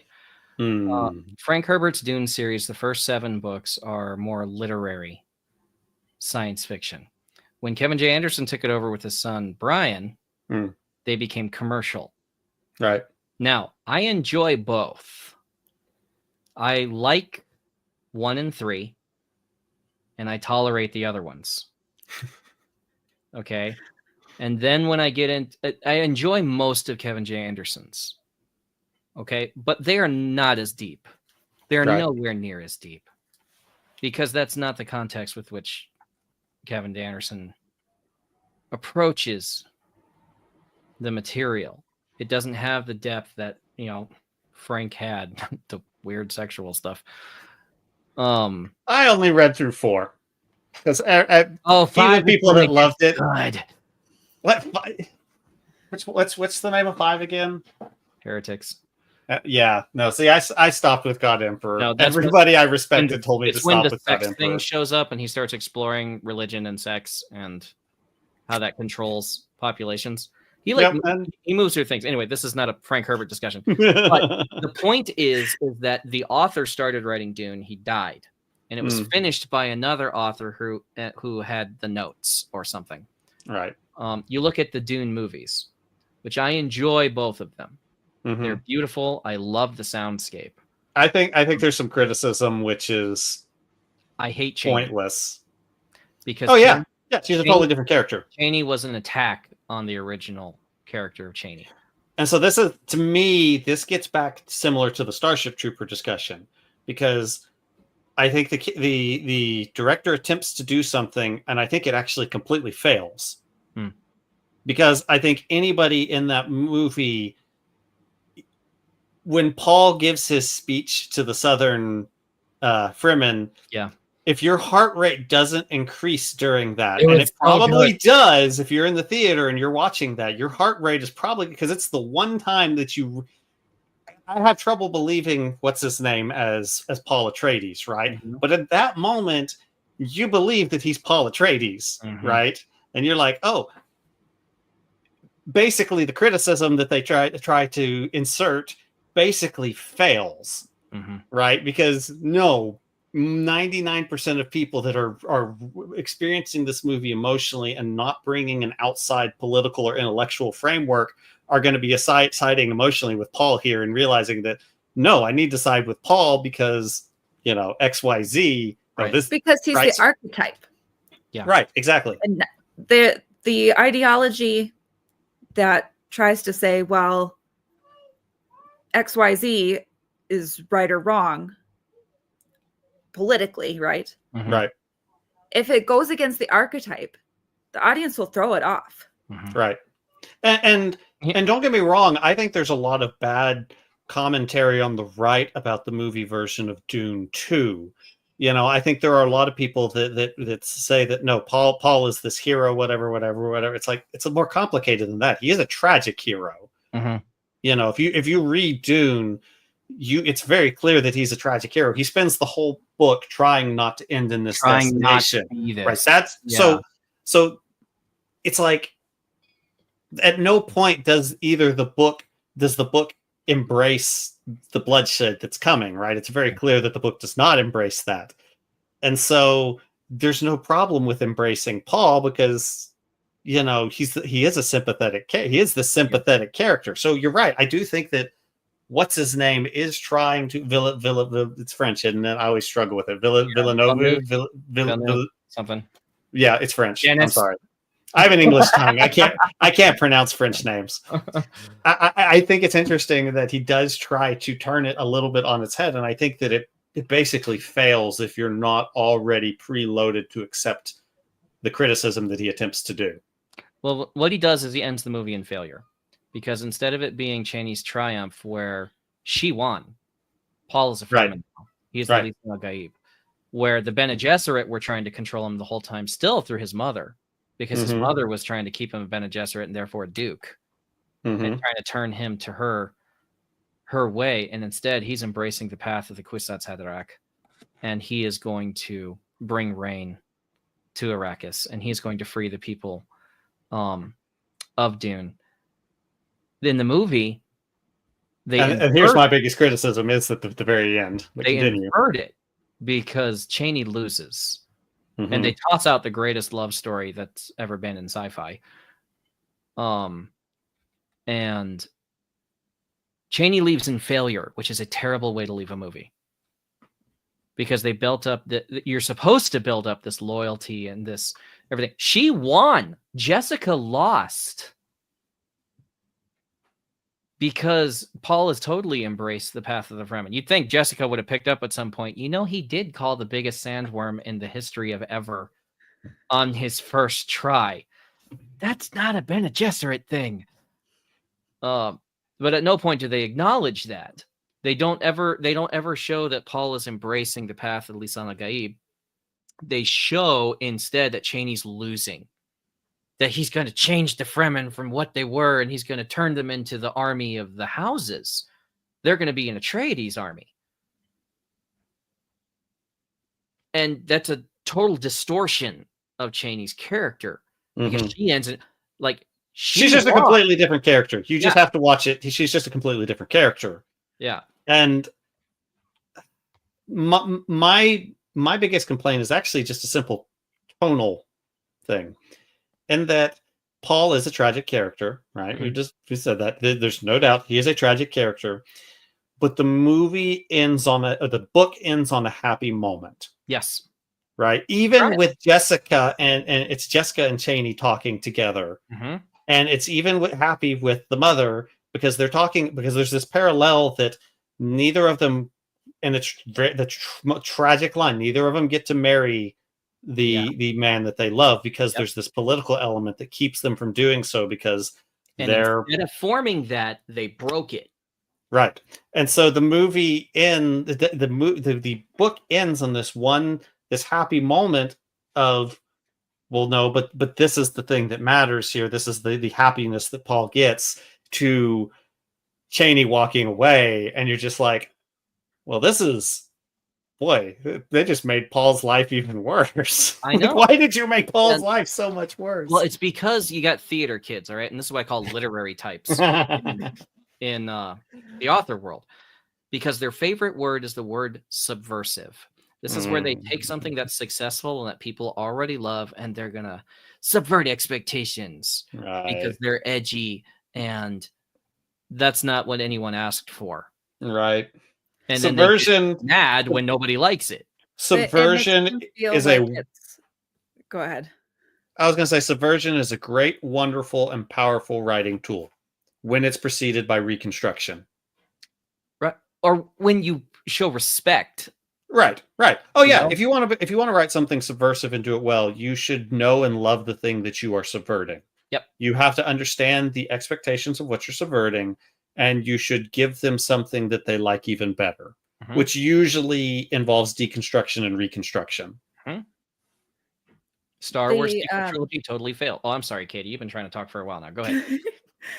The literary type subversion comes from being taught that discomfort makes something more literary, right? Like more valuable because it's doing something to your insides, right? Like it's like movies in the 80s where they start randomly screaming at each other at the top of their lungs for no reason. Because it's emotional. No, it's weird. Please stop. I had another thought. So since we were sort of talking about kind of mainstream examples of like content adjustments that kind of broke reader expectations. Yeah. The Aeronauts Windless sequel with the book cover does a very similar thing without being content, right? It's like the book covers. Jim Butcher. The that steampunky one that he was doing. There was a giant gap of time, and then the new book came out with a completely different cover, completely different genre of cover. Yeah. And I think probably a lot of readers. I'm not buying that. It doesn't match the other ones. ones. I bet the sales on the second book are bad. I bet they cratered hard. That's what I think. I hope Jim Butcher is mad at his publisher, and I bet he's sitting there telling somebody, "I told you so." Yeah, but I told you so. I told you couldn't go with this cover. I told you couldn't do that. Well, he seems like he just from reading his books, he seems like he has a good handle on the rule of cool. Yeah. And like he would be like, I'm almost certain that he's the new cover doesn't even look. I'm not a Jim Butcher fan. I read one of his books, right? But the new cover doesn't convey anything about genre. It looks like it's geared towards women, which does not strike me as Jim Butcher. Jim Butcher does not strike me as an author that's geared towards women. No. And it just looks like some kind of generic fantasy-ish, maybe. It's pink, right? Isn't it pink? Yeah. Whereas the first cover is kind of nice. Seeing this cover. What's it called? Oh, man. So what's the first book? What's the first book is The Aeronauts Windless. And the new cover for that is like blue with like a... Yeah, they basically rebranded it. And the sequel is pink. And it's, big title. So yeah, do Aeronauts Windless and then go to images on Google. Okay, because the new cover is going to come up. Look at the old cover. It's a guy who looks like a pirate and he's got a sword. Right. So I'm looking at that one. Yeah, I see that one. And that has 13,597 reviews. Then I'm looking at one called The Olympian Affair, which is pink and has a very feminine crown. Yeah, that's it. Yeah. With rapiers, not cutlass. Cutlass. Not a cutlass. And it's pink. It's rose. With a crown, like a crystal-looking crown. So this is the original one. Yeah, this is the new version. And then this is the sequel. I hope Jim Butcher has told everyone at his publishing company. I told you so. Buying that. Yep. Right. And I don't think anybody who enjoyed the first one is going to buy it. I know what happened. When did this release? Oh, like last year? Like, oh, well, it must have been 2003 now, I think. Am I right? October 1st, 24. So Oh, 20. somebody The in original was marketing 2015. somebody in marketing decided they could sell this to women who are into romantasy. Yep. Because this is a romantasy cover. Right. Yep. And I remember Katie and David talking about this on a stream, and that was kind of one of the theories is they were trying to snag a new demographic. Because I've talked to people who've tried to make this mistake, other marketing people. They're like, yeah, we're gonna cross pollinate. We're gonna pull in readers from other genres. Now you can do that from other pools that enjoy the same thing that just don't know about you yet. Yep. You can't do it in other genres. You cannot pull romance readers into Jim Butcher. The man's name is Butcher. Like, neither of these are romantic things. I read romance from the Butcher, or I read romance from Jim. You know, it just doesn't work. There's a reason why most of the males that publish romance have pen names of women. Yeah, they lie. Yeah, because they know that most women won't buy romance written by a man. I'm a dude. Yeah. What do dudes know about romance? So yeah, this is a colossal marketing mistake because the promise that it makes is horrendous. The promise actually offends the original base, which was looking for pirates. Book 1 says pirate to me. Swashbuckling, probably like some kind of steampunk. Yeah, if you look in, you can see gear. You zoom in, you can see gears in the full size on the first cover. So it's going to be steampunk, and it's going to be airships and stuff like that.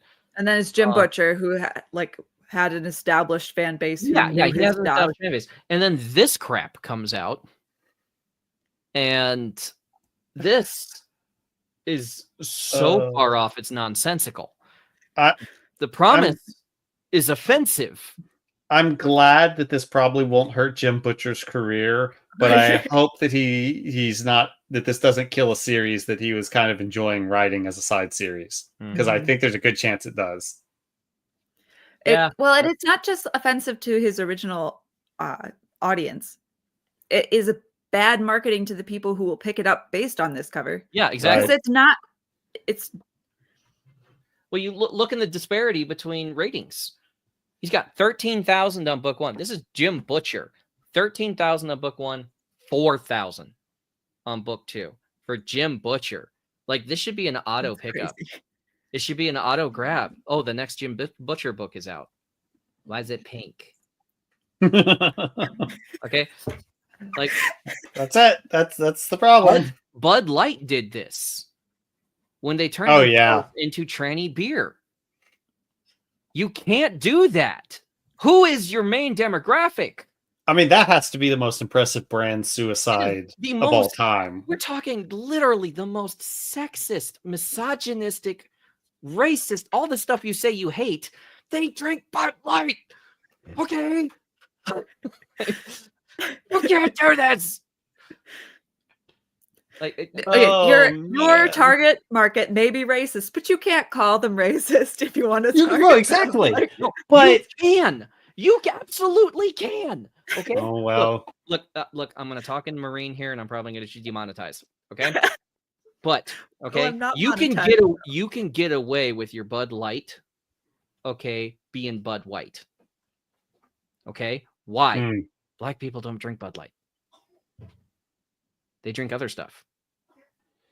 Okay, so it does not hurt. You can exclude other audience. Now, guys, I'm not saying racism is good. I'm saying in marketing terms. Okay, right. You can exclude audiences. I do that in my marketing. I'm at Comic-Con. Clearly not well enough because she was looking for romance or something. Yeah, I know. But I'll see somebody walking by with an armful of Amish historical romances or some crap like that. And I'm like, you just want to keep walking. And she's like, this looks cool. I'm like, it's not. Not for you. And actually, I usually wind up selling to those people because I know what they want. And it's not to be told what to do by a man. And I have sold to more women. I just scored a sale. I've sold to more women telling them not to buy the book because That's really I know funny. what they want, and it's to not be told what to do by a man. Oh Anyway, man, back to my original thing. Uh, that's funny. but excluding That's really funny. excluding audiences is important because like the concept of the man cave. What's the point of the man cave? It's to keep the woman out. Okay? Why? Women bring problems. Right? I need you to go hang this. I need you to fix the disposal. I need you to do this. Okay? All right. Women bring problems. Okay? And guys just want to get David, away. my website's broken. Exactly. David is hiding. Okay, so that's why when we game now, we have these. And it's to exclude, right? Because there's a certain context that we enjoy certain things in. And it's so nice that the girlfriend wants to play the game with me sometimes. But I can only take so long of you staring up into a corner. I can't move. Before I want to go play with the squad. I want to go play with my boys. I want to go play with the guys. Okay? Females are the same way. You got girls' night out. And that means no children first, and then no men. Okay? Men are totally optional, but they're not your men. Okay? It's, you maybe go find other men somewhere, tantalize them for a little bit, and then you go home. Because you had to convince yourself you still got it, and then you go home. But the exclusion properties of these are important. And this book ignores exclusion properties. Yeah. You can't invite the girlfriend to go out with the squad. Okay? Everyone hates it when you bring your girlfriend paintballing. What are you doing? We got to take out those guys over there. We got a rivalry and you're bringing your girlfriend? Like... it's actually considered a violation. You broke bro code or whatever. Same thing with girls' night out. First of all, what guy wants to go out on girls' night out? And why would any of the girls be okay with it? Okay, it's like sort of acceptable if you're gay. I wasn't gonna say it. I was like, I know exactly who wants to go on the girls' night out. So it's sort of acceptable if you're gay, okay? But any masculinity is a violation.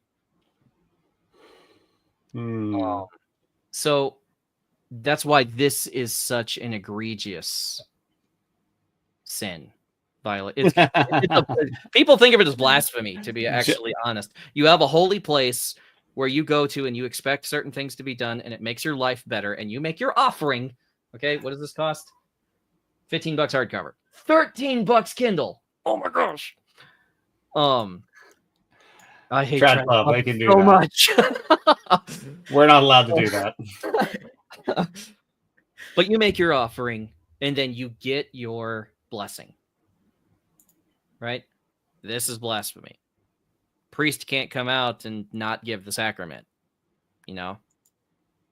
That's not how this works. In a Baptist church, pastor's wife can't come out wearing pants or something.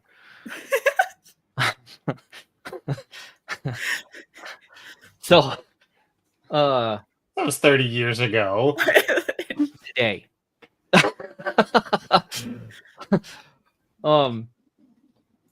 So that's why this is such a problem in terms of marketing, in terms of promise. This is how you bomb a series. This is how you just scorched earth. You're attacking your readers at this point because this is a marketing person who does not understand what they're doing. And this is not their passion, which is a problem in Tradpub, is that you're going to have a team that doesn't care about your book. That's one nice thing about indie. Exactly. You can take care of it all yourself. It's also the downside. You got to pay for it. You got to take care of it yourself. I risk burnout and I spend nights weeping into my pillow, just, like everyone else. Okay. But I care and I get to choose how much I care. Which is kind of the point of Ember Knight, Katie, is Gideon got to choose how much he cared and he was not limited by mortality.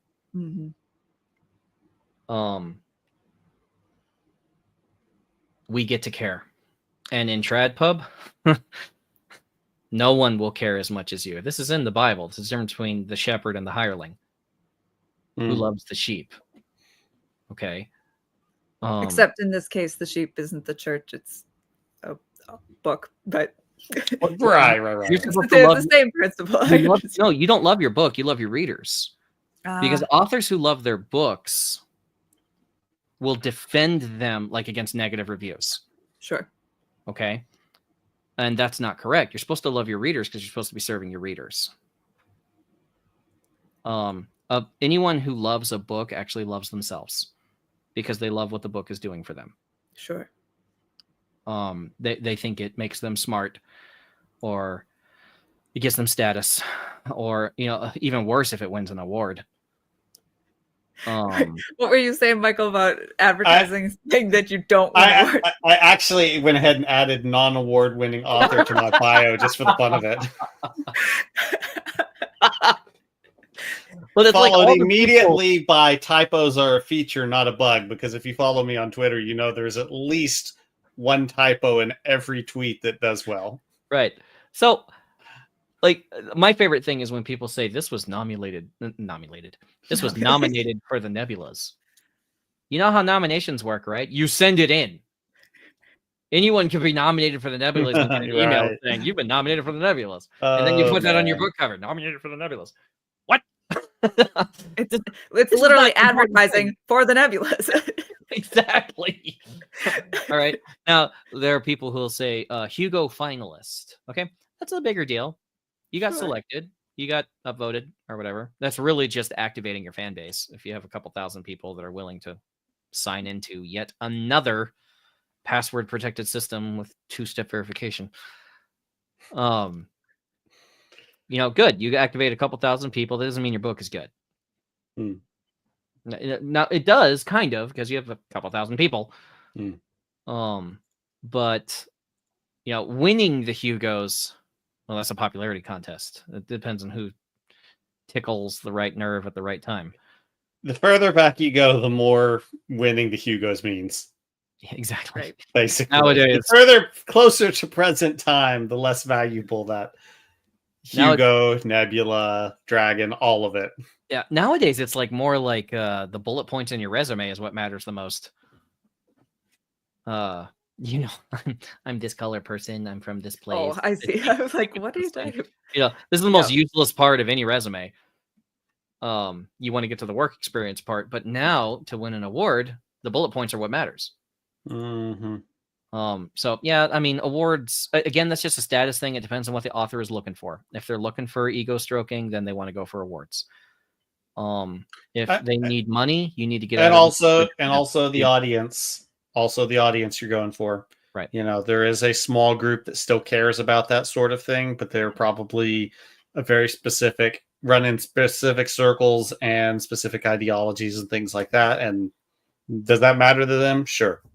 Is that who you want to market to? That kind of taste. So obviously, the question you got to answer, but yeah, that kind of taste is trained though. Sure. And since I'm writing for, again, a specific target set with a specific set of tastes, it won't be award-winning stuff because I don't cater to that taste. And you know what? The more awards are really such a strange thing with books. It's a really bad medium to try and offer awards for. Because you are going to run into a couple of problems almost at once. Either A, it is a popularity contest, which means it comes down to who had the best marketing team. Right. If it is a voting sort of thing that's open to the public.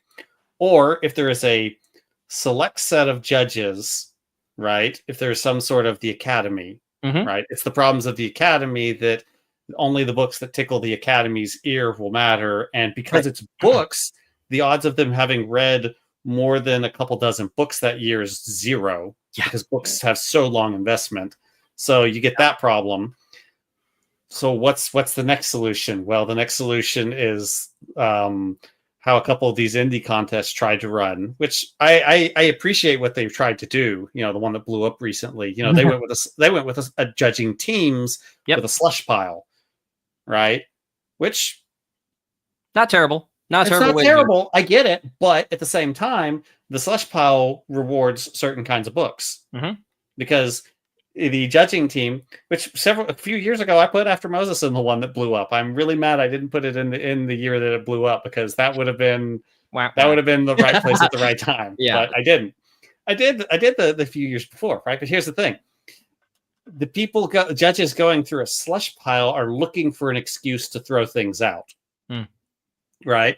And so I read the judging team's notes. They put out the notes on After Moses and said, this is really cool. This is and we like this, but we want to know more about the grand mystery. We want to hear more about this grand mystery behind the plot. And it's like, well, you got probably 3 chapters into a series that will be about 900,000 words.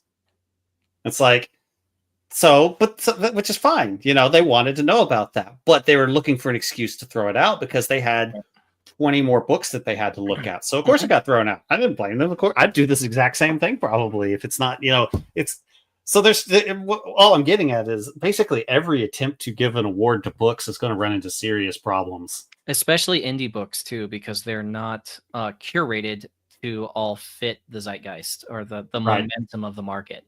Right. You're putting out, space westerns, and I'm putting out Marine Corps Noble Dark. Right. What is that? Whatever has ever been written like that? And most of these contests are pitching them against each other. Mm-hmm. Right. Yeah. And it's just, this is not. It's like how do you compare the two things, right? Yeah. It's like, this is a Gala apple, this is a Fuji apple, and they make different kinds of pies, And it's not just, how they taste, it's also physical consistency, level of moisture, stuff like that. They're so different, though they look the same on the surface. It's not just we're judging books in a book contest. Which on some level is why the Academy style of judging might have certain consistency that works better in some levels. It's also even if it's honestly more like Miss Universe. Well, it is. Yeah, it is. But the people making movies that are hoping to get those awards know what that particular crowd is looking for. It's like it's why the term Oscar bait exists. Mm-hmm. Right? They're movies that the general public really isn't that interested in. No one's ever heard of it. No one ever these days. Who's ever heard of the movie that wins Best Picture? Very rarely, right? It's like I haven't heard of any of those movies. It's really just to get the nomination, right? Oscar nominated actress, Oscar. Right, exactly. Actress. So it's and I think, like I said, awards, they're just a problem with books. I mean, it's fine. It's fine. Do them. Run your contest. Have some fun. I think it doesn't say anything substantive. Right. It's hard. Right. And I don't think now that the big awards are basically becoming worthless. Now with how atomized pop culture and publishing is, it's like, I mean, Katie could do a Periapsis Press Awards, and it would be fun, and the authors that she's reviewed would have a good time, but ultimately that's not going to sell them any more books. Right. If I stamped a Periapsis Reviews whatever logo on the front of After Moses, it wouldn't sell anything else. Right. So we've got this section. What'd you say? YouTube influencers would buy it. So like in BBNYA, I mean, that basically just informs the TBRs of YouTube influencers and Bookstagram. Sure. So you'll generate sales from those guys. But you get what I'm saying though about the atomization. When you've got a whole bunch of small awards don't really mean anything. That's really what I'm getting to. The most meaningful substantive award is when someone says your book is my favorite. Yes. Because to the author anyway. Yeah. But the most useful piece of marketing is also when that same person goes and they show the physical book to their friends and say, hey, this book was great.